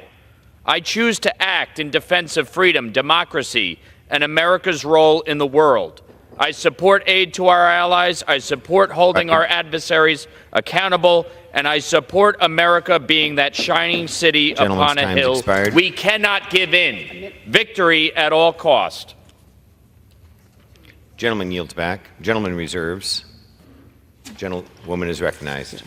Mr. Speaker, I yield 1.5 minutes to the gentlewoman from Florida, a member of the Appropriations Committee, Ms. Frankel. Gentlewoman is recognized. Thank you, Mr. Speaker. I urge support of this bill, which sends military aid to Israel to defend herself, protects U.S. troops in the Middle East, and provides urgently needed food and medicine to those suffering in places like Gaza, Sudan, and Ukraine. Mr. Speaker, my grandfather, Abe, he fled Europe as the Nazis took over, as they murdered 6 million Jews. Today, almost half of the world's Jewish population, over 7 million people, live in Israel. And with calls from river to the sea, Iran's regime and its proxies have vowed to wipe Israel off the map. Hezbollah fires rockets. Hamas brutally attacks innocent Israelis, raping women, taking hostages. Iran sends a barrage of missiles as it builds its nuclear arsenal. Make no mistake, Iran is not our friend either. Israel's security is our security. And without our attention and resources, the Middle East is at risk. The funding in this bill will save lives. Missile defense for our ally, protecting our troops in the Middle East, and humanitarian aid for the heartbreaking need around the world. I yield back. Gentlewoman yields. Reserves. Gentleman is recognized. I yield to the gentleman from New Jersey, Mr. Kane, for 1 minute. The gentleman is recognized. Mr. Speaker, I rise today in support of H.R. 8034, the Israel Security Supplemental Appropriations Act of 2024. This bill will ensure that Israel has the means to defeat its enemies and defend its people. This legislation also sends a signal to Iran and its proxies that the United States stands with its allies and partners in the Middle East and will remain a strong presence in the region. I also urge support for the Ukraine Security Supplemental Appropriations Act of 2024. Ukraine is fighting for its life every day against Vladimir Putin. Make no mistake, Putin is seeking to extend his control over Central and Eastern Europe, including nations who are now NATO allies. He does not recognize national sovereignty or borders. Putin is deepening his ties with Iran. These bills are not only for the security and preservation of Israel, Ukraine, and Taiwan, but also for continued American leadership on the world stage. We must stand together with our allies and partners and against authoritarianism. Thank you. Gentleman reserves. Gentlewoman is recognized. Mr. Speaker, I yield 1.5 minutes to the gentleman from Wisconsin, Mr. Pocan, a member of the Appropriations Committee. Gentleman is recognized. Thank you. Thank you, Mr. Speaker. Since the October 7th Hamas attack, Netanyahu has responded with a widespread bombing campaign in Gaza. Just yesterday, 9 Palestinians were killed in a strike near Rafah, 6 being children. This is anything but going after Hamas. This is a collective punishment of all Palestinians in Gaza. Netanyahu doesn't support the United States' position of a two-state solution for peace.